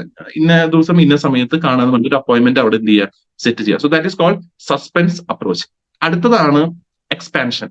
എക്സ്പാൻഷൻ എന്ന് വെച്ച് കഴിഞ്ഞാൽ നമുക്ക് എന്താ ചെയ്യാൻ പറ്റും? ഉദാഹരണം ഞാൻ പറഞ്ഞു കഴിഞ്ഞാൽ, നമ്മുടെ കോഴിക്കോട് വണ്ടർ വേൾഡ് അവിടെ വെച്ചിട്ടൊരു അടിപൊളി പ്രോഗ്രാം നടക്കുന്നുണ്ട്. അല്ലെങ്കിൽ വേണ്ട, കോഴിക്കോട് തന്നെ വീണ്ടും ഒരു നല്ലൊരു ഷോപ്പ് വരുന്നുണ്ട്. അപ്പൊ എനിക്ക് ആഗ്രഹം, എന്റെ കോണ്ടാക്റ്റിൽ കുറച്ച് പേര് അവിടെ ഉണ്ട്, ആ ഷോപ്പിലേക്ക് അവരെ എത്തിക്കണം, അവിടെ ആ ഇനോഗ്രേഷനിലേക്ക് അവർ എത്തിക്കണം. അപ്പൊ ഞാൻ എന്ത് ചെയ്യുന്നു? ഞാൻ കോഴിക്കോടുള്ള എന്റെ അസോസിയേറ്റോ അല്ലെങ്കിൽ എനിക്ക് താല്പര്യം ഈ ബിസിനസ്സിലേക്ക് കൊണ്ടുവരാൻ താല്പര്യമുള്ള ഒരു വ്യക്തിയോട് ഞാൻ വിളിച്ച് പറയുന്നു, നമസ്കാരം, എന്തൊക്കെയുണ്ട് വിശേഷം? ഈ ഫോം എന്നുള്ള രീതിയിൽ ഞാൻ ഫോളോ ചെയ്തതിന് ശേഷം, FORM എന്നുള്ളത് ഫോളോ ചെയ്തതിനു ശേഷം ഞാൻ പറയുന്നു, എടാ ഞാൻ ആർട്സ് ബിസിനസ് ആണെന്ന് എനിക്ക് അറിയാലോ, അപ്പൊ ഞങ്ങളുടെ ഒരു ഔട്ട്ലെറ്റ് കോഴിക്കോട് വരുന്നുണ്ട്. അപ്പൊ അതിന്റെ പ്ലാനിങ്ങും കാര്യങ്ങളൊക്കെ നടന്നുകൊണ്ടിരിക്കുകയാണ്. അപ്പൊ അവിടെ ആ ഒരു ഏരിയയിൽ ഇത് വന്നു കഴിഞ്ഞാൽ എങ്ങനെയായിരിക്കും എന്നുള്ളതൊന്ന് അറിയാൻ വേണ്ടിയിട്ടാണ് നിന്നെ ഞാൻ വിളിച്ചതെന്നുള്ളത് ചോദിക്കുക. അപ്പൊ നമ്മുടെ ബിസിനസ് അവിടെ എക്സ്പാൻഡ് ചെയ്യാൻ പോവാണ്. അപ്പൊ ഞങ്ങളുടെ വർക്കും കാര്യങ്ങളും, അപ്പൊ ഞാൻ നിനക്ക് അതിന്റെ പ്ലാനും കാര്യങ്ങൾക്കൊന്ന് അയച്ചു തരാം, അല്ലെങ്കിൽ ഞാൻ നേരിട്ട് വന്ന് നിനക്ക് ആ പ്ലാൻ ഒന്ന് കാണിച്ചു തരാം. ഈ പ്ലാൻ നിനക്ക് ആ ഏരിയയിൽ വർക്ക്ഔട്ട് ആവുക എന്നുള്ളതൊന്ന് പറഞ്ഞു തന്നാൽ മതി. അത് മാത്രം നീ പറഞ്ഞാൽ മതി, വേറെ ഒന്നും പറയണ്ട, ഇത് അവിടെ വർക്ക്ഔട്ട് ആവും. അപ്പൊ ഇവിടെ എന്താ സംഭവിക്കുന്നത് വെച്ച് കഴിഞ്ഞാൽ നമ്മൾ വീണ്ടും അയാളെ ഒരു ഹയർ പൊസിഷനിൽ നിർത്തിക്കൊണ്ട് ആ ഏരിയയിൽ ഇത് വർക്ക്ഔട്ട് ആവുമെന്ന് കാണിക്കാൻ വേണ്ടി അയാളുടെ അടുത്തേക്ക് പോവാണ്. പ്ലാൻ കാണിക്കുന്നു, വരച്ച് കാണിക്കുന്നു, എല്ലാം കഴിഞ്ഞ് ആളോട് ചോദിക്കുന്നു ഇതിവിടെ വർക്ക്ഔട്ട് ആവും. ഇത് വർക്ക്ഔട്ട് ആവും, കുഴപ്പമില്ല. അത് കഴിഞ്ഞിട്ട് ആൾ വീണ്ടും ഇതേ ചോദ്യം തന്നെ ചോദിക്കും, അല്ല ഇതിപ്പോ എനിക്ക് ചെയ്യാൻ പറ്റും, ഇത് ആർക്കും ചെയ്യാം. മനസ്സിലാവുണ്ടോ? അപ്പൊ നമ്മൾ ആർസിഎമ്മിനെ പറ്റി ജസ്റ്റ് നമ്മൾ അദ്ദേഹത്തിന്റെ ആ ഒരു ഏരിയയിൽ ഇത് എക്സ്പാൻഡ് ചെയ്ത് കഴിഞ്ഞാൽ വർക്ക്ഔട്ട് ആവുമെന്ന് മാത്രമേ നമ്മൾ ചോദിക്കാൻ പോകുള്ളൂ. ആളെ ഇൻട്രൊഡ്യൂസ് ചെയ്യണോ അല്ലെങ്കിൽ ആളെ ബിസിനസ്സിലേക്ക് കൊണ്ടുവരാനോ ഒന്നുമല്ല. പക്ഷെ ഇത് പറഞ്ഞു കഴിഞ്ഞാൽ ഓട്ടോമാറ്റിക്കലി എന്തുണ്ടാവുന്നു, ആള് നമ്മളോട് പറയും അല്ല ഇത് എനിക്കും കൂടി ചെയ്യാൻ പറ്റുന്ന ബിസിനസ് ആണ്. അപ്പൊ അതിനെ പറയുന്നതാണ് എക്സ്പാൻഷൻ അപ്രോച്ച്. അടുത്ത അപ്രോച്ചാണ് പ്രാക്ടീസ് അപ്രോച്ച്. ഇവിടെയും ഈ പറഞ്ഞ പോലെ മറ്റൊരാളുടെ ഈഗോനെ നമ്മളൊന്ന് കൺട്രോൾ ചെയ്യുക ചെയ്യുന്നത്. ഇവിടെ എന്താ സംഭവിക്കുന്നത് വെച്ച് കഴിഞ്ഞാൽ നമുക്ക് ഈ ഒരു ബിസിനസ്സിലേക്ക് വന്നതിന് ശേഷം ഈ ഒരു ബിസിനസ്സിൽ നമ്മൾ 2-3 വട്ടം പറഞ്ഞു, പക്ഷെ അവര് ഈ ബിസിനസ്സിന് ചെയ്യാൻ അത്ര റെഡി അല്ല, ഓക്കെ അല്ല. അപ്പൊ നമ്മൾ എന്ത് ചെയ്യുന്നു, നമ്മൾ അവരോട് പറയുന്നു എന്തായാലും നിങ്ങൾ ഈ ബിസിനസ് ചെയ്യാൻ ഉദ്ദേശിച്ചിട്ടില്ല, കാരണം അവർ കേട്ടിട്ടില്ല, ഈ ബിസിനസിന്റെ പ്ലാനും കാര്യങ്ങളൊന്നും കേട്ടിട്ടില്ല. അപ്പോ എനിക്ക് നിങ്ങളോട് പറയാനുള്ളത്, എനിക്ക് നാളെ ഒരു പ്രോഗ്രാം ഉണ്ട്, എന്റെ ഫസ്റ്റ് പ്രോഗ്രാം ആണ്, എനിക്ക് ഇന്ന ടോപ്പിക്കാണ് തന്നിരിക്കുന്നത്, അപ്പൊ ഞാൻ അതൊന്നും ഇവിടെ അവതരിപ്പിക്കാം, ഇതിൽ എന്തെങ്കിലും കറക്ഷൻസോ തെറ്റുകുറ്റലൊക്കെ ഉണ്ടെങ്കിൽ നിങ്ങളൊന്ന് പറഞ്ഞു തരണം എന്ന് പറഞ്ഞിട്ട്, ഉദാഹരണത്തിന് കുടുംബശ്രീയുടെ ഒരു മീറ്റിംഗ് നടക്കുക. കുടുംബശ്രീയുടെ മീറ്റിംഗ് സാധാരണഗതിയിൽ ഏതെങ്കിലും വീടുകളിലാണ്. ആ മീറ്റിംഗ് നടക്കുന്നതിന്റെ മീറ്റിംഗ് ഒക്കെ കഴിയാറാവുമ്പോൾ നമ്മൾ അവസാനം പറയുന്നു, ചേച്ചിമാരെ അതെ എനിക്ക് നാളെ ഒരു പ്രോഗ്രാം ഉണ്ട്, ഞാൻ ആദ്യമായിട്ട് മൈക്ക് പിടിച്ച് സംസാരിക്കാൻ പോവാണ്, അപ്പൊ എനിക്കിത് പറഞ്ഞ് ശീലമൊന്നുമില്ല, എനിക്കിത് പറയാൻ വീട്ടുകാരൊന്നും ഇരുന്നിട്ടില്ല, നിങ്ങൾ മാത്രമേ ഉള്ളൂ, അപ്പൊ ഞാനൊരു ബോർഡ് ഇവിടെ വെച്ചിട്ടുണ്ട്, ഞാനൊന്ന് വരച്ച് കാണിക്കാം, ഞാൻ പറയുന്ന കാര്യങ്ങളിൽ എന്തെങ്കിലും ഇങ്ങനെ സ്ട്രെയിറ്റ് ആയിട്ട് നിൽക്കണോ അല്ലെങ്കിൽ ചെരിഞ്ഞ് നിൽക്കണോ അങ്ങനെ എന്തെങ്കിലും തിരുത്തലുണ്ട് നിങ്ങളൊന്ന് പറഞ്ഞാൽ മതി എന്ന് പറഞ്ഞിട്ട് ആർസിഎമ്മിന്റെ പ്ലാൻ അവിടെ വരച്ച് കാണിക്കും. വരച്ച് കാണിച്ചു കഴിഞ്ഞ് കഴിഞ്ഞാൽ 8 ചേച്ചിമാർ ഇരിക്കണമെന്ന് വിചാരിച്ചോ, അതില് 7 ചേച്ചിമാർ എന്തെങ്കിലുമൊക്കെ പറയും, ഇങ്ങനെ പറഞ്ഞ് ശരിയില്ല, അങ്ങനെ പറഞ്ഞ് ശരിയായില്ല. പക്ഷെ 8ാമത്തെ ചേച്ചി എല്ലാവരും പോയതിനു ശേഷം ചോദിക്കും, അല്ല ഈ സംഭവം കൊള്ളാലോ, നീ ഇത് എത്ര കാലമായി ചെയ്തു തുടങ്ങിയിട്ടെന്ന് ചോദിക്കാത്ത ഒരു ചേച്ചി ഉണ്ടാവില്ല. അപ്പൊ ഇതാണ് പ്രാക്ടീസ് എന്ന് പറയുന്നത്. പ്രാക്ടീസ് അതായത് അവർക്ക് തോന്നിപ്പിക്കാൻ നമ്മൾ ഇതൊന്നും അവരെ കൊണ്ട് അവരുടെ മുമ്പിൽ നിന്ന് പ്രാക്ടീസ് ചെയ്യാന്നുള്ള രീതിയിൽ. അപ്പൊ ഇതിനെ പറയുന്നതാണ് എന്താ, പ്രാക്ടീസ് അപ്രോച്ച്. അടുത്തതാണ് reference and recommendation. Reference and recommendation എന്ന് വെച്ച് കഴിഞ്ഞാൽ tell them that you are not your they are not your prospect. അതായത് നമ്മൾ അവരെ ഉദ്ദേശിച്ച് വന്നതല്ല. The business I'm doing right now may not be for you, do you know anyone who will be apt for this. അതായത് നമ്മൾ ആ list എടുത്തു, ആ ലിസ്റ്റിൽ ഒരു വ്യക്തി എന്ന് പറയുന്നത് കുറച്ചൊരു ഹൈ എൻഡ് ക്ലൈന്റ് ആണ്. ഹൈ എൻഡ് ക്ലൈന്റ് എന്ന് വെച്ച് കഴിഞ്ഞാൽ ഇതിലേക്ക് വരാൻ സാധ്യതയില്ലാത്തൊരു ക്ലൈന്റ് ആണ് എന്നുള്ളതാണ് നമ്മുടെ മനോസ്ഥിതി. നമ്മൾ അവരുടെ അടുത്തേക്ക് ചെല്ലുന്നു, നമ്മൾ പറയുന്നു ഞാനൊരു ബിസിനസ് ചെയ്യുന്നുണ്ടെന്ന് അറിയാലോ, അപ്പൊ ഞാനത് സാറിനോട് പറയാൻ വേണ്ടി വന്നതല്ല, പക്ഷെ സാറിന്റെ കോൺടാക്ട് ലിസ്റ്റിൽ ഇത് ചെയ്യാൻ പറ്റുന്ന കുറച്ച് പേരുണ്ടാവും, അവർക്ക് വേണ്ടിയിട്ട് വന്നതാ. അപ്പൊ അങ്ങനെ കുറച്ച് കോൺടാക്ട് എനിക്ക് റെഫർ ചെയ്യാൻ സാധിച്ചു കഴിഞ്ഞാൽ, എനിക്ക് തരാൻ സാധിച്ചു കഴിഞ്ഞാൽ എനിക്ക് അവരോട് ഇത് പോയി പറയായിരുന്നു എന്നുള്ളത് നമ്മൾ അവര് ത്രൂ പറയണം. അപ്പൊ ചിലപ്പോൾ ചില കേസുകൾ എന്തുണ്ടാവും, അവർ ചോദിക്കുക അല്ല ഇതിപ്പോ ഞാൻ കേട്ടെന്താ, അല്ലെങ്കിൽ എന്നോട് അല്ല നിങ്ങൾക്ക് ഇപ്പൊ ഇതിന് ആവശ്യം അല്ല, അതിപ്പോ കേട്ടാലല്ല അറിയാൻ പറ്റുള്ളൂ. അപ്പൊ ഇവിടെ നമ്മൾ എന്ത് ചെയ്യുന്നു, ഡയറക്റ്റ് ചെന്ന ഒരാളോട് നമ്മൾ റെഫറൻസും റെക്കമെൻഡേഷനും ചോദിക്കുകയാണ്. Reference and recommendation. അപ്പൊ അവിടെ എന്താ ഉണ്ടാവുന്ന വെച്ച് കഴിഞ്ഞാൽ, എന്താ ഇത് എന്നോട് പറയാത്ത, അല്ലെങ്കിൽ ഞാനിത് കേട്ട എന്താ പ്രശ്നം എന്നുള്ളൊരു ചിന്താഗതി വരും. സോ അതിനെ പറയുന്നതാണ് റെഫറൻസ് ആൻഡ് റെക്കമെൻഡേഷൻ അപ്രോച്ച്. അടുത്തതാണ് ഇൻവൈറ്റിംഗ് ടു ഇനോഗ്രേഷൻ. ഞാൻ നേരത്തെ പറഞ്ഞ പോലെ നമ്മുടെ സഹപ്രവർത്തകരെ നമുക്ക് എന്ത് ചെയ്യാൻ പറ്റും, നമ്മളൊരു ഡിസ്പ്ലേ വോളോ ഡയമണ്ട് ക്ലബ് ഒക്കെ സ്റ്റാർട്ട് ചെയ്യുമ്പോൾ അവരെ നമ്മുടെ വീട്ടിലേക്ക് ഇന്ന് വൈകിട്ട് ഒരു പാർട്ടി ഉണ്ട്, നിങ്ങൾ ഫാമിലി ആയിട്ട് വരണം, ഫുഡും കാര്യങ്ങളൊക്കെ അവിടെ തന്നെ ഉണ്ടായിരിക്കും എന്ന് പറഞ്ഞിട്ട് അവരെ നമ്മൾ ഇനോഗ്രേഷന് വിളിക്കുകയാണ്. ഇതിനെ പറയുന്നതാണ് എന്താണ്, ഇൻവൈറ്റിംഗ് ടു ഇനോഗ്രേഷൻ അപ്രോച്ച്. അപ്പൊ ഈ ഒരു 7 അപ്രോച്ചുകൾ ചിലപ്പോൾ ഡയറക്റ്റ് ആയിട്ട് നിങ്ങൾ ഇന്ന് തൊട്ട് തന്നെ പറഞ്ഞു തുടങ്ങി കഴിഞ്ഞാൽ വർക്കൗട്ട് ആവണമെന്നില്ല. പക്ഷെ ഇത് നിരന്തരമായിട്ടൊരു പ്രാക്ടീസിലൂടെ നമുക്ക് ഇത് എഫിഷ്യന്റ് ആക്കാൻ സാധിക്കുന്ന 7 അപ്രോച്ചുകൾ, വളരെ സിമ്പിൾ ആയിട്ട് അധികം ടൈം എടുക്കാത്ത അപ്രോച്ചുകളാണ്. അപ്പൊ ഈ ഒരു അപ്രോച്ചുകളും നിങ്ങൾ നിങ്ങളുടെ മനസ്സിൽ ഒരാളെ ഇൻവൈറ്റ് ചെയ്യുമ്പോൾ വെക്കുക. അടുത്തതാണ് സോഷ്യൽ മീഡിയ. ഇന്നത്തെ കാലത്ത് നമ്മൾ ഏറ്റവും കൂടുതൽ പ്രൊമോഷൻ നടത്തുന്നത് സോഷ്യൽ മീഡിയയിലാണ് അല്ലെ. അപ്പൊ ഈ ഒരു സോഷ്യൽ മീഡിയ അപ്രോച്ച് എങ്ങനെയായിരിക്കണം, ഏത് രീതിയിലായിരിക്കും? ഇപ്പൊ നിങ്ങൾ തന്നെ ആലോചിച്ച് നോക്കൂ, നിങ്ങളുടെ ഫേസ്ബുക്കിൽ ഏകദേശം 700ഓളം 800ഓളം ഫ്രണ്ട്സുകൾ ഉണ്ടായിരിക്കും. ഇതിൽ എത്ര പേരായിട്ട് നിങ്ങൾ സംസാരിക്കുന്നുണ്ട്? നമുക്കൊരു റിക്വസ്റ്റ് വന്നു, നമ്മൾ അക്സെപ്റ്റ് ചെയ്തു, റിക്വസ്റ്റ് വന്നു, അക്സെപ്റ്റ് ചെയ്ത് തന്നെ സംഭവിച്ചുകൊണ്ടിരിക്കുന്നത്, ശരിയല്ലേ? അപ്പൊ ഇവിടെ നമുക്ക് എന്ത് ചെയ്യാൻ പറ്റും? ഇനിയുള്ള കാലഘട്ടം എന്ന് പറയുന്നത് ഡിജിറ്റൽ യുഗമാണ്. ഡിജിറ്റൽ യുഗം എന്ന് വെച്ച് കഴിഞ്ഞാൽ ആൾക്കാർ ഇന്ന് മൊബൈലിലുള്ള റീലുകൾ കണ്ടിട്ടാണ് സാധനങ്ങൾ മേടിക്കുന്നത്. അവർക്ക് ആവശ്യമുണ്ടോ ഇല്ലെന്നൊന്നും അവർ നോക്കുന്നില്ല. ഇന്നേ വരെ കാണാത്ത വ്യക്തിയിൽ നിന്ന് അവർ സാധനങ്ങൾ മേടിക്കുന്നു, ഇന്നേ വരെ അറിയാത്ത ഉൽപ്പന്നങ്ങളെ പറ്റി അവർ അറിയുന്നവർ വാങ്ങുന്നു, ശരിയല്ലേ? അപ്പൊ ഇവിടെ എന്താ സംഭവിക്കുന്നത്? ഇനി വരുന്നൊരു കാലഘട്ടം ഡിജിറ്റൽ യുഗമാകുമ്പോൾ നമ്മളും അപ്ഡേറ്റ് ആവണം. അപ്പൊ നമ്മുടെ കോണ്ടാക്റ്റിൽ 700-800ഓളം ആൾക്കാരുണ്ട് ഫേസ്ബുക്കിൽ. നമ്മൾ എന്താ ചെയ്യേണ്ടത്? നമ്മൾ അവരായിട്ട് ഒരു ചാറ്റ് എന്ന് വെച്ച് കഴിഞ്ഞാൽ നമ്മൾ ആ ഒരു കമന്റ് ബോക്സിൽ ചെന്ന് അവരോട് സംസാരിക്കുക, ആ ചാറ്റിലൂടെ നമുക്ക് അവരിലേക്ക് എത്താൻ സാധിക്കും. എങ്ങനെയാന്ന് വെച്ച് കഴിഞ്ഞാൽ ആ ഒരു അപ്രോച്ചിനെ പറയുന്ന പേരാണ് NCQ. NCQ എന്ന് വെച്ച് കഴിഞ്ഞാൽ നെയിം, കോംപ്ലിമെന്റ് ക്വസ്റ്റ്യൻ. ഇപ്പൊ ഒരു ഉദാഹരണം പറഞ്ഞു കഴിഞ്ഞാൽ, ഞാനും ഇതിലിരിക്കുന്ന പ്രീത ഉണ്ണികൃഷ്ണൻ മാഡം, ഞങ്ങൾ രണ്ടുപേരും ഫേസ്ബുക്കിൽ ഫ്രണ്ട്സ് ആണ്. പക്ഷെ ഞാൻ ഇതുവരെ സംസാരിച്ചിട്ടില്ല. കാരണം എന്താ, നമുക്ക് കുറെ റിക്വസ്റ്റ് വരും, നമ്മൾ യെസ് യെസ് യെസ് പറഞ്ഞു പോകും. പ്രീത മാഡം എല്ലാ കാര്യങ്ങളും ഫേസ്ബുക്കിൽ, എല്ലാ കാര്യങ്ങളും വെച്ച് കഴിഞ്ഞാൽ ഇപ്പൊ ട്രിപ്പ് പോയതും യാത്രകൾ പോയതൊക്കെ പോസ്റ്റ് ചെയ്യാറുണ്ട്.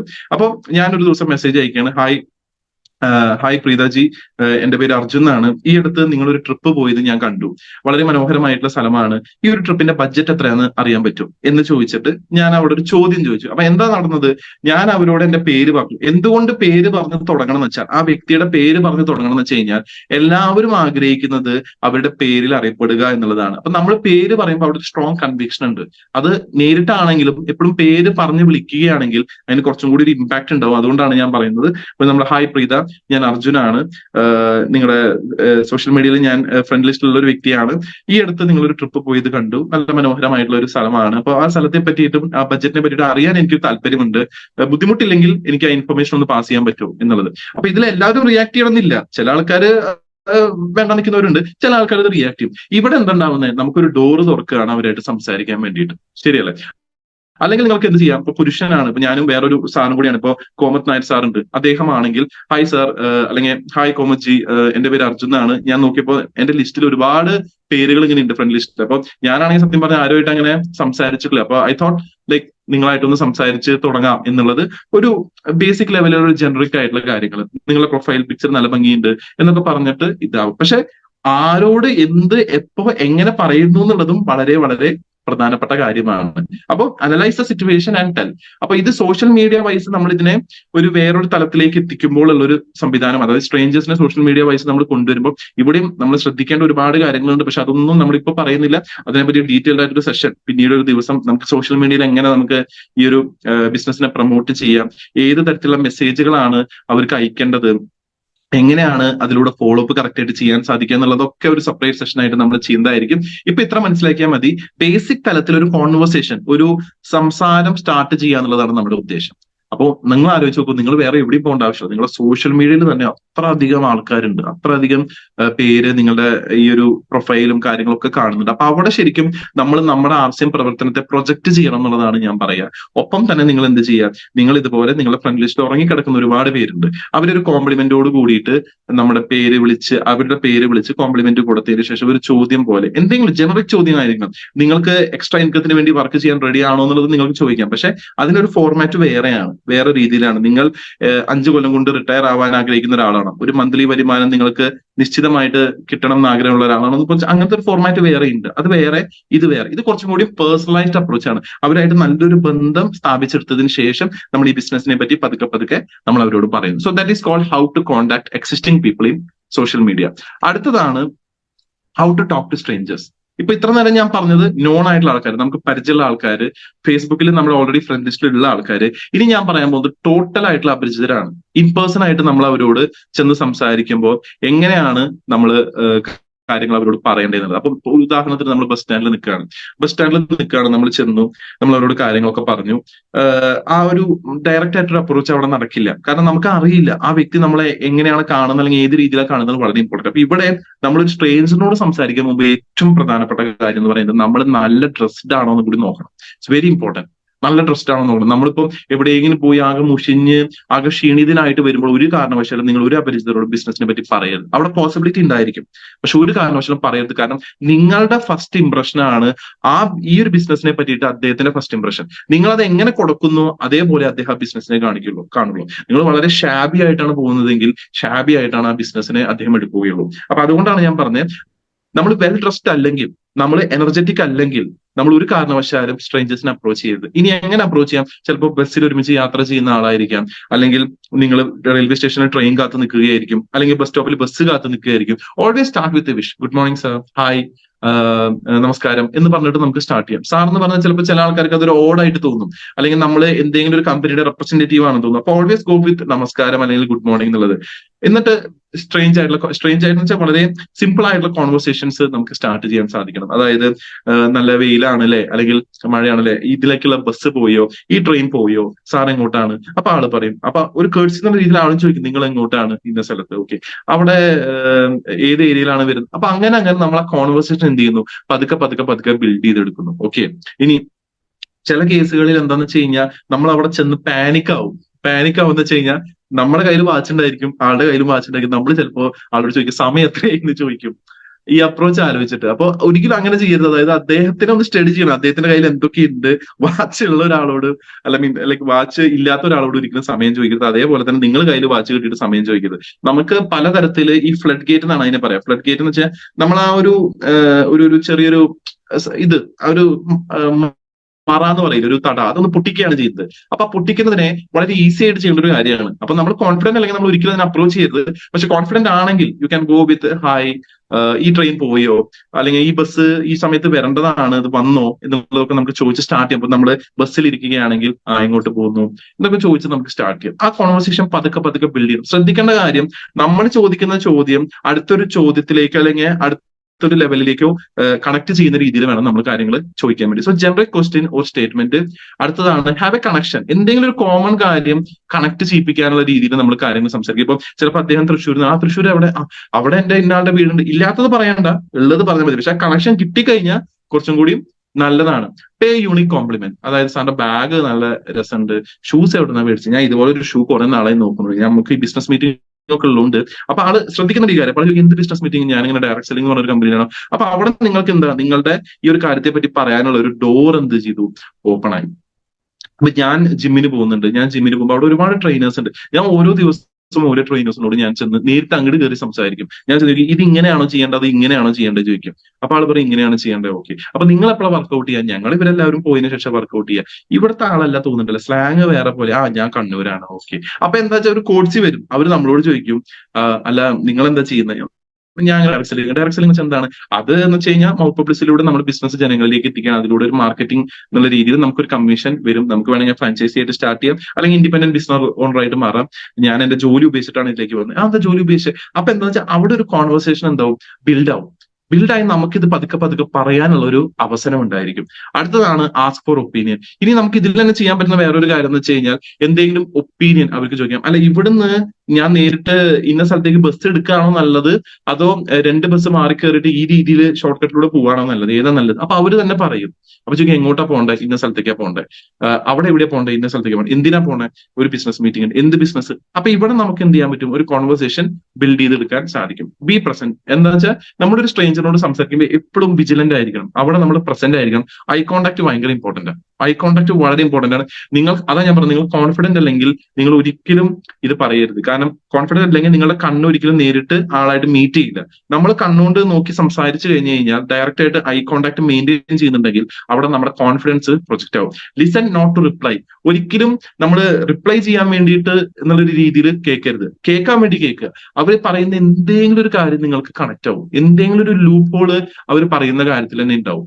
ചിലപ്പോൾ ആളൊരു ഇന്റർവ്യൂവിന് പോണ ആളായിരിക്കും. സംസാരിച്ച് വരുമ്പോൾ ഇന്റർവ്യൂവിന് എത്ര നാളെ ഇന്റർവ്യൂവിന് പോയി നോക്കി തുടങ്ങിയിട്ട്, ജോലിക്ക് നോക്കി തുടങ്ങി, ഒരു 2-3 മാസമായി, ഒന്നും കിട്ടുന്നില്ല, ഒന്നും ശരിയാവുന്നില്ല. ഓക്കെ, ഇവിടെ നമുക്ക് എന്തായി, നമുക്കൊരു ഓപ്പണിംഗ് കിട്ടി സംസാരിക്കാൻ വേണ്ടി. അപ്പൊ എപ്പോഴും എന്ത് ചെയ്യണം, നമ്മൾ കൂടുതൽ കേൾക്കുക എന്നുള്ള ഒരു രീതിയിലേക്ക് മാറണം. സ്ട്രേഞ്ചേഴ്സിനോട് സംസാരിക്കുമ്പോൾ അവരെ ബിസിനസ്സിലേക്ക് ഇൻവൈറ്റ് ചെയ്യുമ്പോൾ. So that is invitation. അതായത് ഈ ഒരു ബിസിനസ്സിൽ നമ്മൾ എന്തൊക്കെ കവർ ചെയ്തു, നമ്മൾ തുടക്കത്തില് പ്രൊഡക്റ്റുകൾ ഉപയോഗിക്കണം എന്ന് പറഞ്ഞു, ലിസ്റ്റ് മേക്കിംഗ് നമ്മൾ കവർ ചെയ്തു. അത് കഴിഞ്ഞിട്ട് നമ്മൾ ആ ലിസ്റ്റിലുള്ള ആൾക്കാരെ ഇൻവൈറ്റ് ചെയ്തു.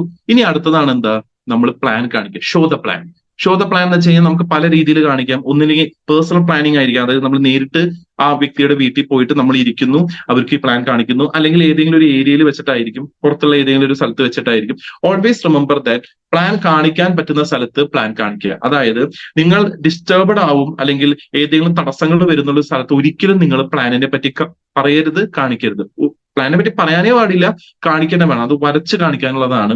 എവിടെയാണോ അതിനൊരു സന്ദർഭം വരുന്നത് അവിടെ മാത്രം നിങ്ങൾ അത് കാണിക്കുക. ചിലപ്പോൾ നിങ്ങൾ ഈവനിങ് അദ്ദേഹത്തിന്റെ വീട്ടിൽ ചിലപ്പോൾ TV ഓൺ ആയിരിക്കും. അപ്പൊ നമ്മൾ പറഞ്ഞ സാർ ഞാൻ പറയാൻ പോകുന്ന അടുത്തൊരു 15 മിനിറ്റ് ഞാൻ പറയാൻ പോകുന്ന കാര്യം ഒരു പക്ഷേ സാറിന്റെ ലൈഫിൽ ഒരു മാറ്റം കൊണ്ടുവരാൻ പറ്റുന്ന കാര്യമായിരിക്കും. അതുകൊണ്ട് തന്നെ നമുക്ക് ഒച്ചയില്ലാത്ത എവിടേക്കെങ്കിലും ഒന്ന് മാറിയിരിക്കാം എന്ന് പറഞ്ഞിട്ട് വേണം നമ്മൾ പ്രോപ്പർ ആയിട്ടൊരു സ്ഥലം കണ്ടുപിടിച്ചിട്ട് വേണം ഇരിക്കാൻ വേണ്ടിയിട്ട്. വിഷ് ചെയ്യാം. Always wish.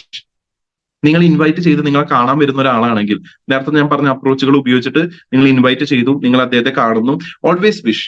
Hi sir, how are you? എപ്പോഴും പ്ലസന്റ് ആയിരിക്കും. ചിരിച്ചുകൊണ്ട് വിഷ് ചെയ്യുക. നമുക്ക് ഇവിടെ ഈ ഒരു പ്ലാറ്റ്ഫോമിൽ ഇരിക്കുന്ന 608 പേർക്കും എല്ലാവർക്കും എന്താ പറയാ, മോശമില്ലാത്ത രീതിയിലുള്ള പല്ലുണ്ട്, ശരിയല്ലേ? അത്യാവശ്യം നല്ല രീതിയിൽ ചിരിക്കാനും അറിയുന്ന ആൾക്കാരാണ്. അപ്പൊ ചിരിക്കുക. ചിരിച്ചിട്ട്, കാരണം ചിരിക്കുന്ന ആൾക്കാരുടെ അടുത്തേക്ക് ആൾക്കാർ വരാൻ ഇഷ്ടപ്പെടുള്ളൂ. എപ്പോഴും ഈ കരഞ്ഞുകൊണ്ടിരിക്കുന്ന ചില ആൾക്കാരുണ്ട്, അവരൊന്ന് പറഞ്ഞ രണ്ടാമത്തേന് എനിക്കതില്ലല്ലോ എനിക്കിതില്ലല്ലോ എന്ന് പറയുന്ന ആൾക്കാരുണ്ടാവും. അവരുടെ അടുത്തേക്ക് ആരും പോകാൻ ആഗ്രഹിക്കില്ല. ഒന്നും ഇല്ലാത്ത ആൾക്കാരുണ്ടാവും ചിലപ്പോ, പക്ഷെ അവരെപ്പോഴും പോസിറ്റീവ് ആയിരിക്കും, ചിരിച്ചുകൊണ്ടിരിക്കും. നമുക്ക് അവരുടെ അടുത്തേക്ക് പോകാനോ അല്ലെങ്കിൽ അവരായിട്ട് നല്ലൊരു ബന്ധം സ്ഥാപിച്ചെടുക്കാനാണ് നമുക്ക് താല്പര്യം ഉണ്ടാവുക. ശരിയല്ല, പോസിറ്റീവ് എവിടുന്ന് വരുന്നു അവിടേക്ക് പോകാനാണ് നമുക്ക് ഇഷ്ടം. അപ്പൊ നമ്മളെപ്പോഴും ചിരിച്ച് ഒരു പ്ലസന്റ് ആയിട്ടുള്ള രീതിയിൽ അവർ വിഷ് ചെയ്യുക.